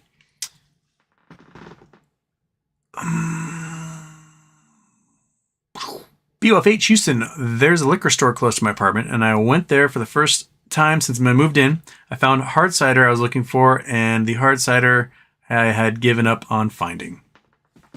Cool.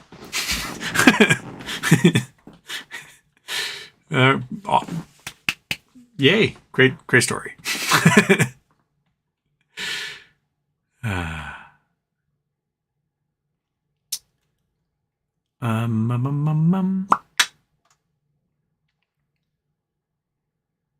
Julianne, I saw that program on the woman with the stroke. She was very analytical, and after the stroke, she became an artist.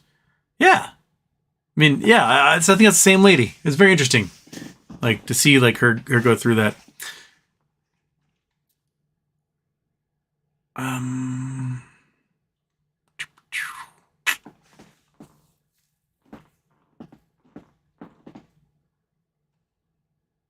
CNBC getting trolled by Ligmo is hilarious.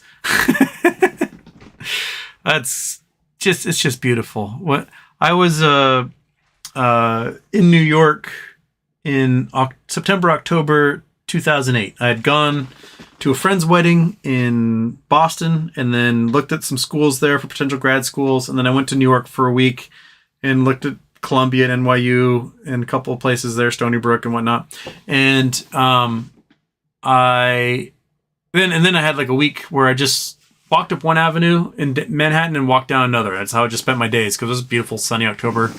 And I ended up going through Wall Street as there's this big media scrum in like a whole, I have no idea what bank it was, what investment firm, but something was going wrong and the economy was crashing because it was 2008. And there's all these media people and these men answering questions.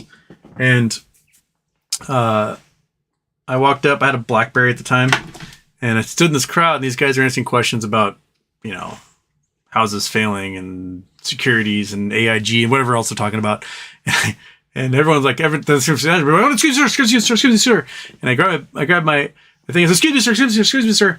And everyone's quieted. Let me keep talking. I said, can you please explain exactly how it is that Harvard Business School has destroyed the entire global economy? And I held my phone there, and they just gave this blank stare, like refused to answer and went on to the next question. But yes, Harvard Business School repeatedly destroys the economy.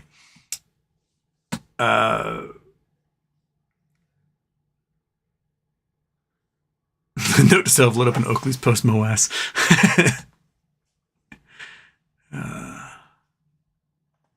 DevStar Omga, or DevStatromga, whatever your name is.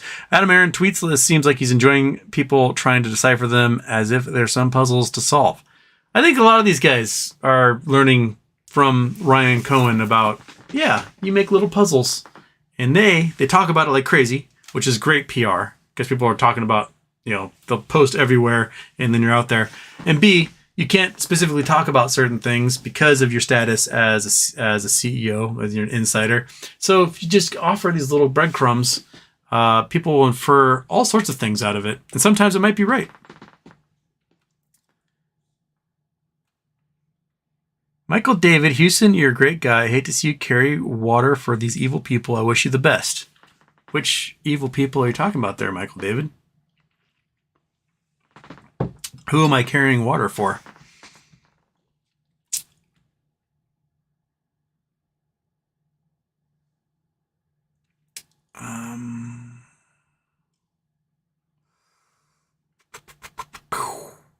Monkey Butt sleeps a lot. Well, that's because I do these shows at 10 o'clock at night, and she's just like, oh. But yeah, she's just a dog. They sleep all the time. Right, Monkey? Like, why do you pick... You got this comfy thing. It's so comfy. It is absolutely comfy. And then you just choose to sleep on the hard floor. Like, what's up with that? If I had my druthers, I'd be on this. But no, the hard floor is where you want to be, you weird dog. All right. She's looking at me. She's like, what's the big deal?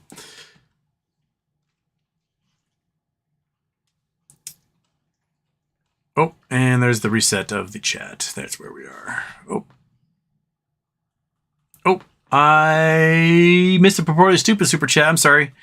So you retweeted something about a stock going to 1,000 today without mentioning anything specific. Is that a possibility or just a rallying cry? I mean, everything should go to 1,000 that I own. Every single stock I own should go to at least $1,000 because I'm me and I deserve it. So, I think it's very possible. Because if you have, especially if you've got a stock that's on the OTC, Monkey, like let's just have you and me have a conversation here. Because I know you're just staring at me, and you're like, "What's going on? Come here. I'm gonna talk. We got real talk here. Come here. All right. So, Monkey, I've got a stock, and that stock is on the OTC, right? And there is, we know that it's crazy short, right? It's crazy short, and there's a moment where it's going to be taken off the OTC.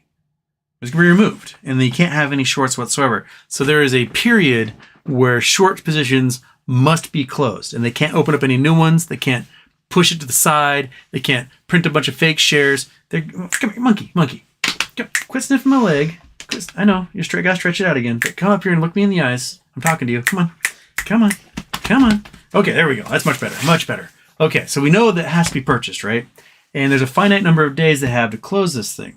And the OTC doesn't have any circuit breakers. Do you understand? So if the stock price rockets, there's nothing that's going to be like, no, we gotta stop trading. It can only have stop trading if the regulators think something fishy is going on. But something fishy won't be going on. It'll just be the craziness that results from the forced buying happening with a stock that no one wants to sell, because there's a very incredibly juicy potential payout in the end anyway. So, you gotta make it worth our while. So if fictitious Acme were to be going, you want to go up there? No? You just want to stare at me some more? Okay. If fictitious Acme were to be going skyrocketing, then, they really have to pry it from my cold dead hands, and the best way to pry something from my hands is to grease my palm, if you know what I mean. Right, dude? And that's why. Okay. Did I miss anyone else? I got that one. I don't think I missed one there. I got that one. Okay. All right. Where was I? I'm so far behind. Hey, I'm still like an hour behind. There we are.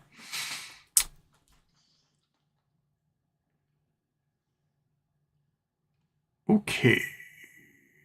No, I'm way far behind. Holy smokes, I'm so back here. Okay, that was that one. You rodeo clown shirts. I've got quite a few rodeo clown shirts. Very bright plaids.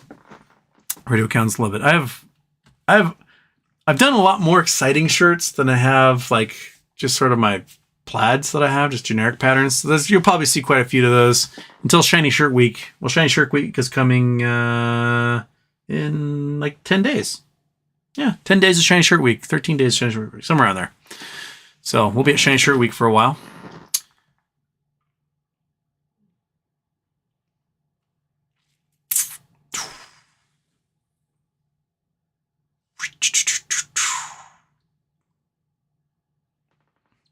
Oh yeah, people ragging on Kanye. Kanye really messed that one up.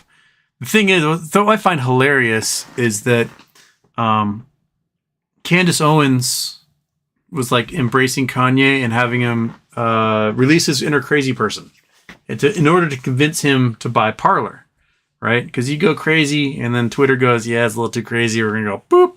And so then like Candace like, you know what? There's a beautiful, delicious, fat, juicy social media app that's just waiting for someone of your genius to purchase. It's just going to cost you like a cool $1 billion, but it'll be yours. And you can play with the big boys with your own social media network. And Kanye's like, yeah, I'm going to buy that. It's going to be awesome. And her husband, who owns social media network, is like, excellent, good job, honey. We're going to get our $1 billion. But Kanye goes so overboard that he loses all of his endorsements and business dealings and goes from worth $2 billion to broke overnight, and now doesn't have the money to buy the social media network. So I think this is Candace Owens being hoisted by her own petard, if that were the saying that would fit there. Oops. Like the serpent whispered a little too loudly into Eve's ear or something, and then Eve accidentally passed out and fell on the snake and suffocated it. Shane E. Buddy just saw Rammstein in Mexico City. Had a blast. I would love to see Rammstein again. I haven't seen them since 05, 06. Oh, it's been a long time. But man, it's a good show. Very good show. Just tuning in, did you talk about the Adam Aaron tweet? What? Adam Aaron tweet? I don't know. I can't bring it up on my computer because apparently if I open up Twitter on my computer, they close my account. Adam Aaron tweet. We have tweet. Oh, the shark head. In touring the Academy of Motion Pictures and Museum LA today, I came across Bruce, one of the few sharks used in the movie Jaws. Bruce wanting to take my head off felt like just another day in the office. Prior to acting in Jaws, is it possible Bruce had a career on Wall Street? I mean, not much to decipher there. I mean, it's pretty straightforward that they're talking about the sharks on this Wall Street. So I don't know if there's too much. That one doesn't seem to be too much. I don't know. Doesn't seem like a puzzle to be unwrapped.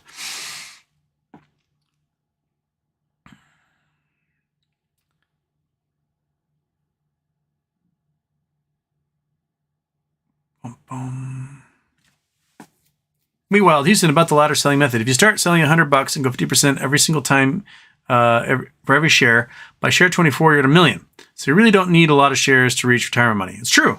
You don't. You can start that ladder anywhere you want. Exponential growth is exponential growth regardless. It will just rocket. Right, monkey? You're an exponential dog. You know all about mathematics, don't you? Yes. You have a graphing calculator, TI-84, that you play with? I know you do.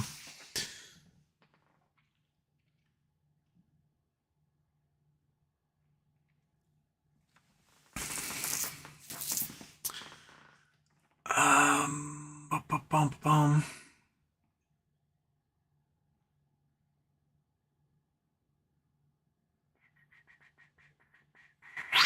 $42 Mohawks, what do you think would happen if all of a sudden Cohen ICANN announced they're taking GME private? Well, it would be something the shareholders have to vote on to be able to take private. So they wouldn't be able to just announce, like, oh, we're taking private.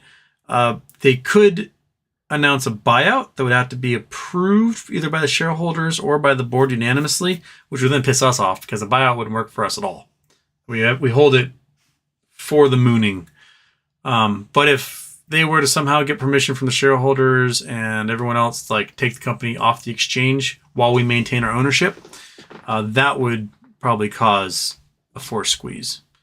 I think a better bet is for them to remove their shares from the DTCC and start a new exchange entirely, if that's the way they're going to go.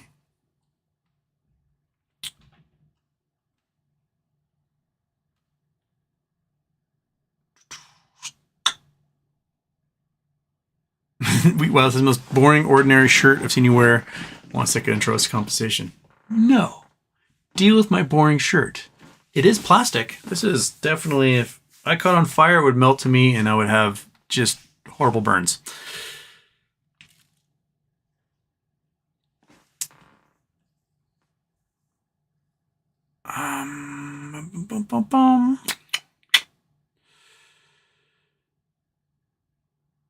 People are talking about going to Rosarito, Mexico and getting smashed.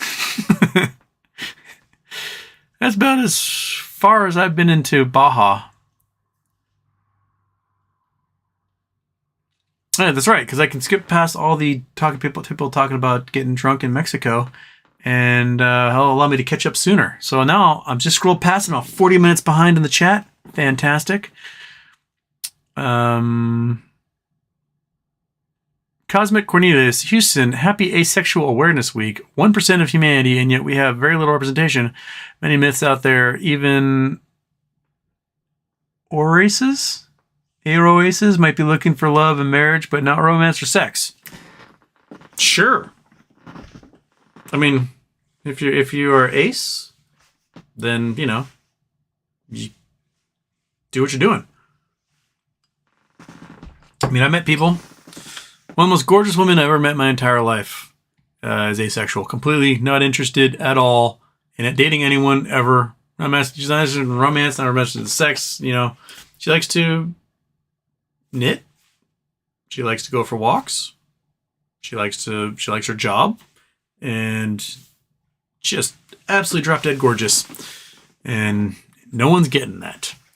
That's all right. That's her thing. She's allowed to do whatever she wants to do. And more power to her. But I didn't know it was Asexual Awareness Week because generally they don't really draw attention to themselves. So don't know what to be aware of. But you know, There's your week. Have at it.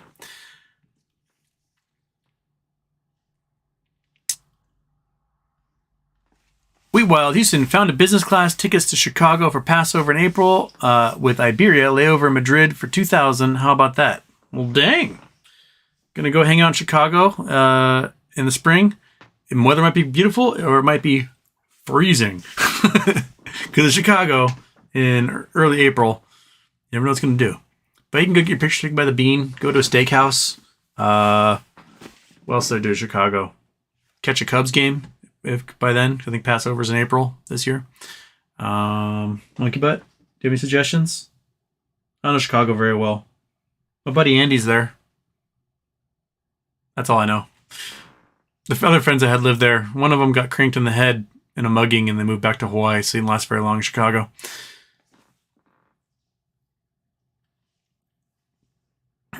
Danny 12 threes. What? Love you, Wade, but the whole Fetterman thing has me doubting your judgment. He's not fit for duty, and the crazies are still willing to put him in to vote on party lines. That is wrong. Okay. What about Herschel Walker? The dude's brain is riddled with holes. He can't form sentences. He doesn't know what he's doing. He makes shit up constantly. And he put a gun to his wife's head. He abused his kids. He paid for abortions. He did everything that is pretty terrible human beingness. And yet the Republicans are putting him up because he'll vote for party lines, right? So, I mean, what do you want? Dr. Oz, who doesn't even live in the state? And the minute he loses the election, we'll go right back to New Jersey. He's not staying in Pennsylvania. He doesn't want to live in Pennsylvania. He wants to live in the New York suburbs. But he's willing to be a senator to say he is a senator. Plus, he's got dual citizenship and is loyal to Erdogan, who is a fascist dictator in Turkey. So, you know, the guy who can't string words together very well versus the dude who creates multi-level marketing schemes with snake oil and refuses to drop his foreign citizenship and so votes in foreign elections. Yeah. I'll go with the guy that will eventually be formed full sentences again soon.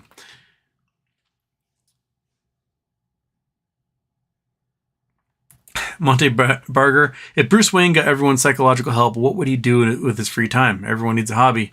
It's true. It's true. I thought Sears was delisted. Sears is not delisted. Sears is still trading. What if your superpower is couch potato? I would love to have that superpower. I always thought it'd be funny. Like, I enjoyed Mystery Men, the comic and the movie. I always had an idea for like a superhero movie where everyone had an incredible superpower, but like their kryptonite was always something completely random. Like, you are the strongest human being in the entire world, but only when you're sitting down. You can lift anything, but you have to be sitting down. If you're standing, you're just totally normal. Or you have the power of flight, but you can't fly over open bodies of water. So as you're flying along, there's like mud puddles, and you're dropping out of the sky, ponds, streams, whatever. Any water surface, for some reason you can't fly over it.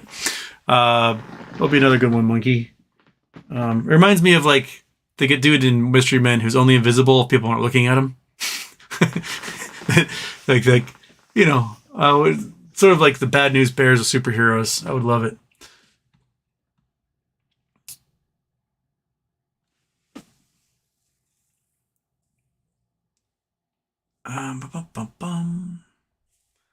All right, got 11 or so minutes left.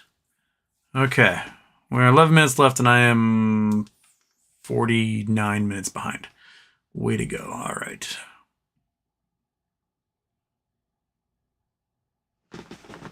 Callum, for me, it's disingenuous to discuss days to cover without explicitly stating the denominator. In this case, it is at this average daily volume. It takes X days at Y volume if Y increases equals blank days. True. But the last time days to cover were this large was leading up to the sneeze, the baby squeeze, and we had similar volumes leading up to that, causing that as well. So, you know, And the volume will stay low if no one wants to sell, right? If I don't want to sell and you don't want to sell, the volume won't go anywhere. They'll be throwing money at us, but we'll be going, I don't want it. Pay more.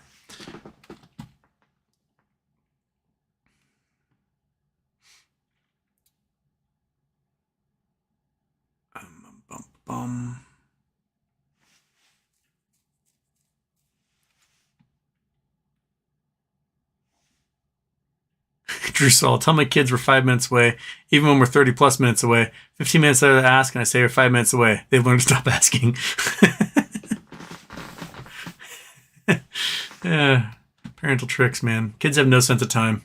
That's why you don't want to give a child a watch when they're like 7 years old, because they're like, you said that 14 minutes ago. You want to let them just be completely oblivious as to what scale time operates at.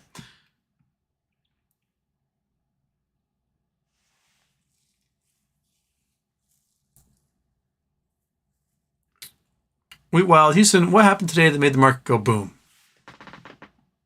A lot of bad news, therefore boom. That's the way inverse works. I mean, what did it end up at? I didn't look at all my. Okay. Shabam. Where are we? I did have a lot of green today. Yeah, SPY's up to 390.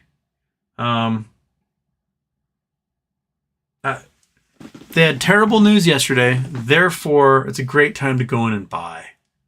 Because all these companies can't make a profit and they're all going bankrupt. Let's go buy them up.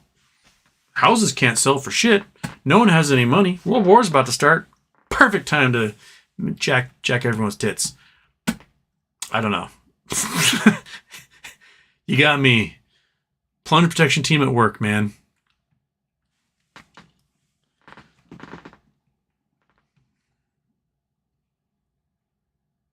Is Steven Seagal a Putin advisor? I believe he is, and he has Russian citizenship now. Steven Seagal's a weirdo. He's a super weirdo.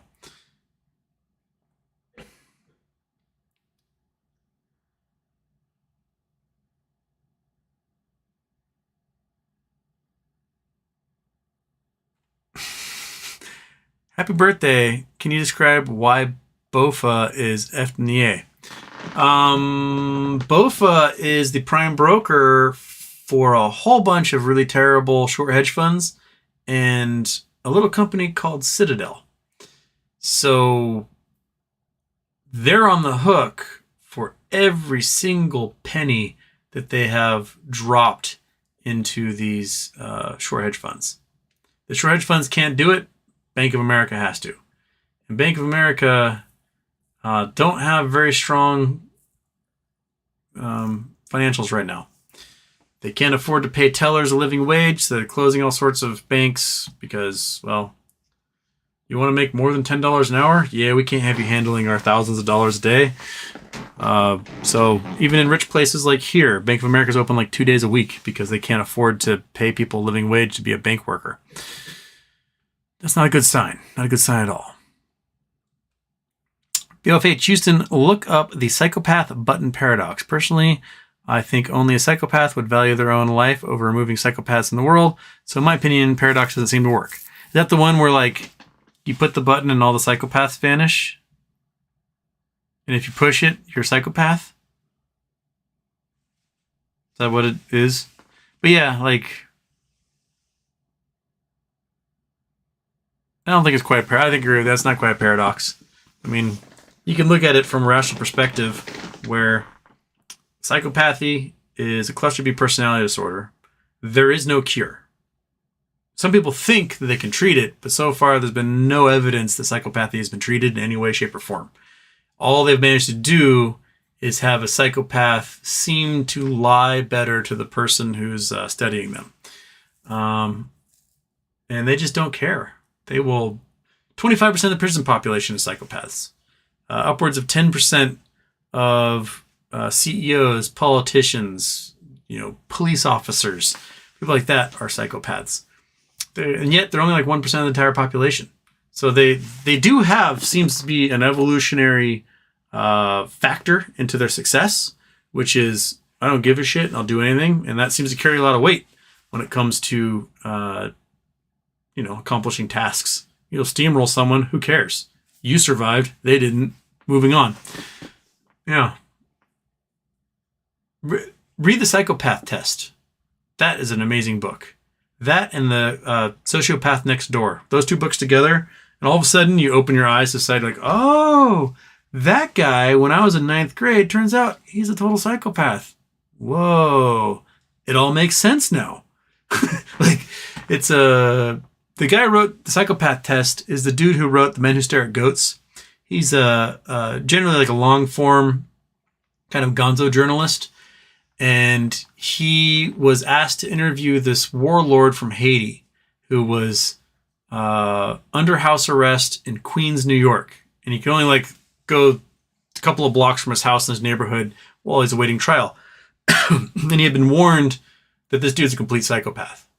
Watch out. He's a psycho. You cannot trust him. This dude's doing several interviews with the guy, and he seems very nice and very personable. And it's what? People keep saying this guy's a psychopath. So finally, he's you know what? Everyone keeps telling me that you're a psychopath and you're not to be trusted, but you're a totally nice dude. And then the guy says, oh, I learned that if I'm nice to people, I can get them to do what I want. And he's oh, there's the psychopathness. And that led him on to doing this deep research into psychopaths and came up with this book. And the book is fascinating. And there's a 20-question test that you can give to a psychopath, and they answer it, and they answer a certain way, boom, psychopath, done. Now I know not to trust you or to let you in my life in in any way whatsoever. It's a fascinating book. I highly recommend it. The Psychopath Test. And then there's the Sociopath Next Door, which talks about sociopaths in society and how to look out for them. And psychopaths are different than sociopaths. Sociopaths can form bonds with people. Psychopaths, not so much. Sociopaths will do oftentimes whatever it takes. As long as you aren't part of their circle, they don't really care. And they can easily remove you from their circle and then not care about you anymore. But psychopaths really have no conscience. They will just do what it takes. And what they learn is they learn how not to get caught, or they learn how to manipulate people. And that's their navigation of social cues. It's really fascinating. Meow meow. Anyone read Kanye's tweet? I'm thinking it's the brain weevils from Star Trek Wrath of Khan. He's back on. I heard they were bringing him back on. Kanye. Go there.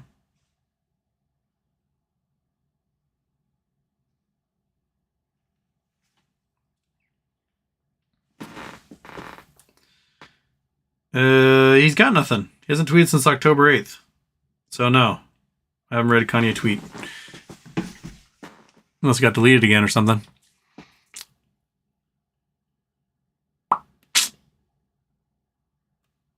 BOH, close is harder than cover because closing means actually dealing with the position, while covering means patching it over for now. Exactly.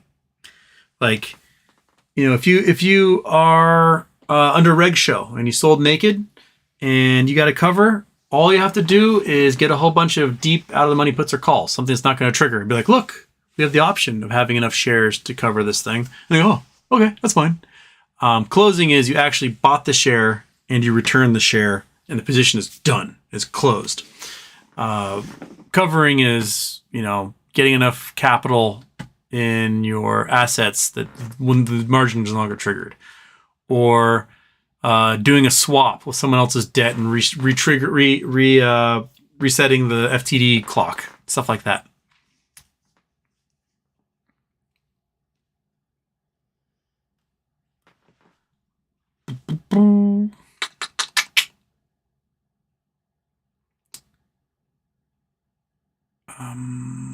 J. King Houston, good morning to all of you from New York City. It's late for you in New York City, or very early. When's the best time to place your limit sell orders for the squeeze? It depends on your broker. If I'm going to wait until the prices are nuts, and then I'll set some limit orders that are more nuts than that. So that's what I'm going to do. Some have a 500% limit. Some have $1,000 and then 500% over that. Some Brokers, I think most of them have fixed this since then, have no limit. So you can set it to like $10 million if you want. But otherwise, that's that.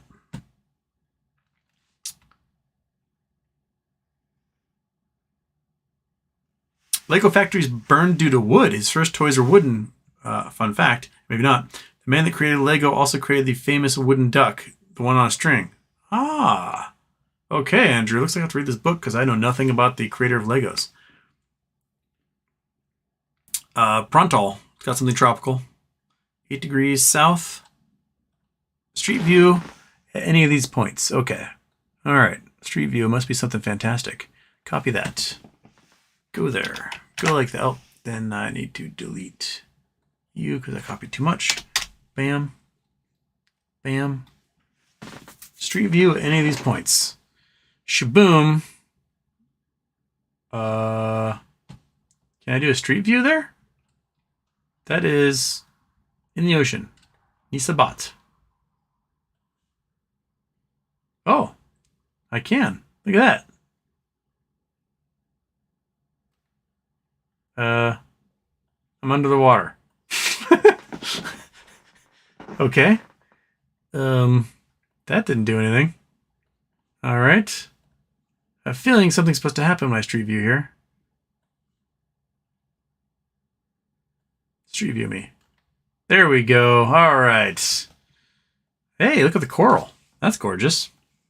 So somebody took a video under the sea of a reef. And we got ourselves some fishies. Got ourselves some corals. This is some very lively corals. Not too much dead coral there. What else are we going to have here? I dig it. Okay, we got, looks like maybe some sea stars. Got some coral. Got little fishies. This is quite the big hunk of rock here.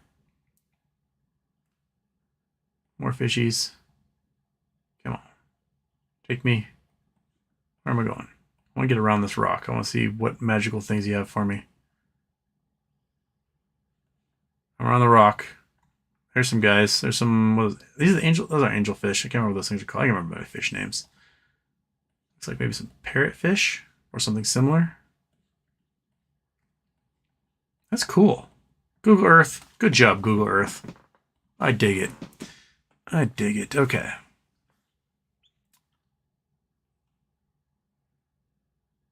Biggest regret was not seeing Nirvana in San Diego. Next month, he got Courtney, allegedly.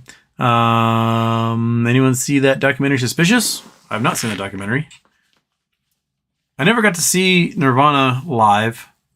I've seen almost all the other big acts from Seattle, but never saw Nirvana live. He died when I was 13? Yeah.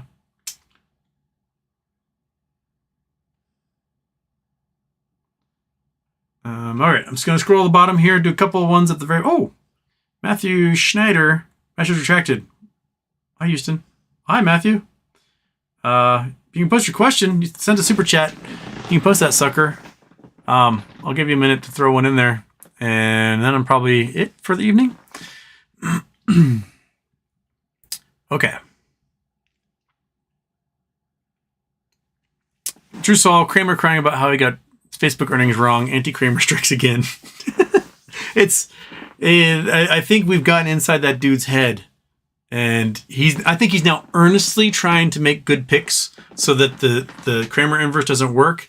And the thing is that it's still money. And he's not getting it. And I think it's really messing with him. Because for so long, I mean, Kramer admitted this, that he literally takes money to plug stocks that are going to crash to make bag holders. And then hypes other stock to get the price to go up. But he's done so much for the short hedge funds to crash stocks that in his brain, he still thinks he's a financial guru and he doesn't have it.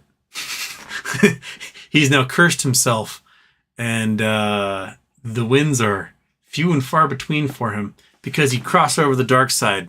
He sold his soul to the dirty hedge funds, And that's all he can do now. All he can do is their bidding, whether he wants to or not. Some deal with the devil he had.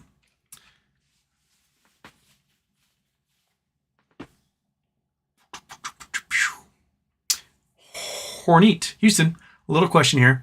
If you don't mind, what do you think of the global crisis that GME and other meme stocks will occur? Sorry, I just moved. I'm pretty sure this MOAS will have a big time impact on it. Oh, it definitely will. I think the thing is about the global crisis is it's going to happen regardless. So, yeah, if MOAS triggered and the stock prices went to gajillions of dollars and everybody just raked in lifetimes worth of cash, yes, that would have a negative impact across other aspects. The problem is that all the markets are going to collapse anyway. The bond markets are already collapsing. The stock market is in this weird fake bubble at the moment that has no support under it. Earnings are down pretty much for everyone.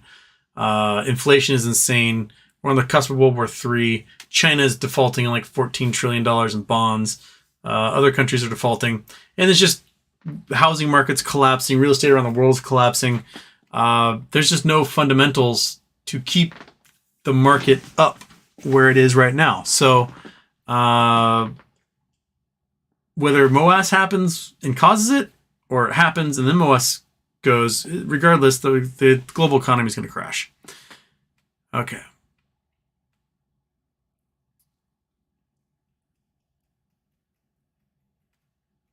We wild. So if you can only fly above land, how high and how fast do you need to fly above Europe to make it to the States? If you're not cheating using Iceland, this is my idea of the power to flight, but you can't fly over any open water. I don't think you could reach those speeds. You'd have to get into outer space to avoid the air resistance, and then you could do it.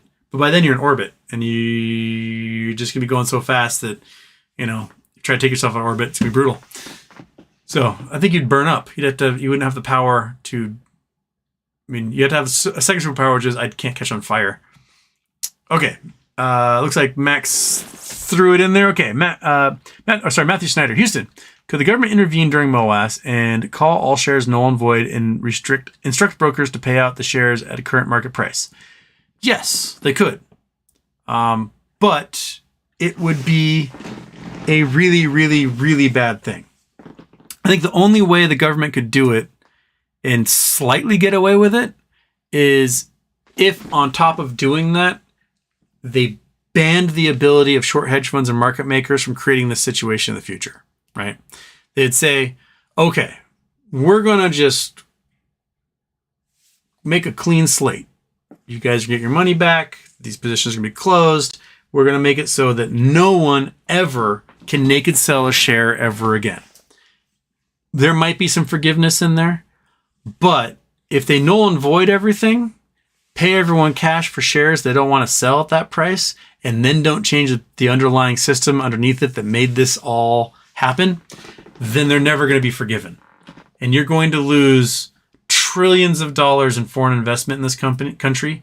You're going to lose retail investors everywhere. And folks just aren't going to participate in the market, and it's going to crash the market as a whole in a way that if they just let it rip, wouldn't. So I think that's the big issue there, Matthew. Is that the government could do it. They could negotiate a settlement price, but at what long-term cost? They would lose most of the active retail investors. They would lose maybe half of the foreign investors, and 40% of all investment in the U.S. is done by people outside the country. Now, about half of that foreign investment is actually American dollars from tax havens like the Caymans. But the other half are legit folks in Europe and Japan and Korea and everywhere else that invest in U.S. markets. And those people will never come back. They'll be like, America's garbage. I'll just keep investing in Frankfurt or Seoul or Tokyo. I'm not going to worry about dealing with this American crap anymore. You guys can't be trusted. And it's true. We can't be trusted if we do that. So, yeah. So, there you go. That's a good question. And with that, it's 12:10 at night. I'm going to go eat some late night dinner. Monkey Butt, you want some late night dinner? Yeah, got a steak in the fridge. Steak. So everybody, have a great night. I'll see you Monday, Halloween. Hopefully I'll come up with a costume by then. And it should be damn sexy. I only do sexy Halloween costumes. So expect something sexy on Monday. I have no idea what it's going to be because I have not thought that far ahead. But whatever it is, ladies, you're going to be slipping off your seat. Jimmy D, you're going to be stoked for a month. And I'll see you guys on the flip side. Adieu.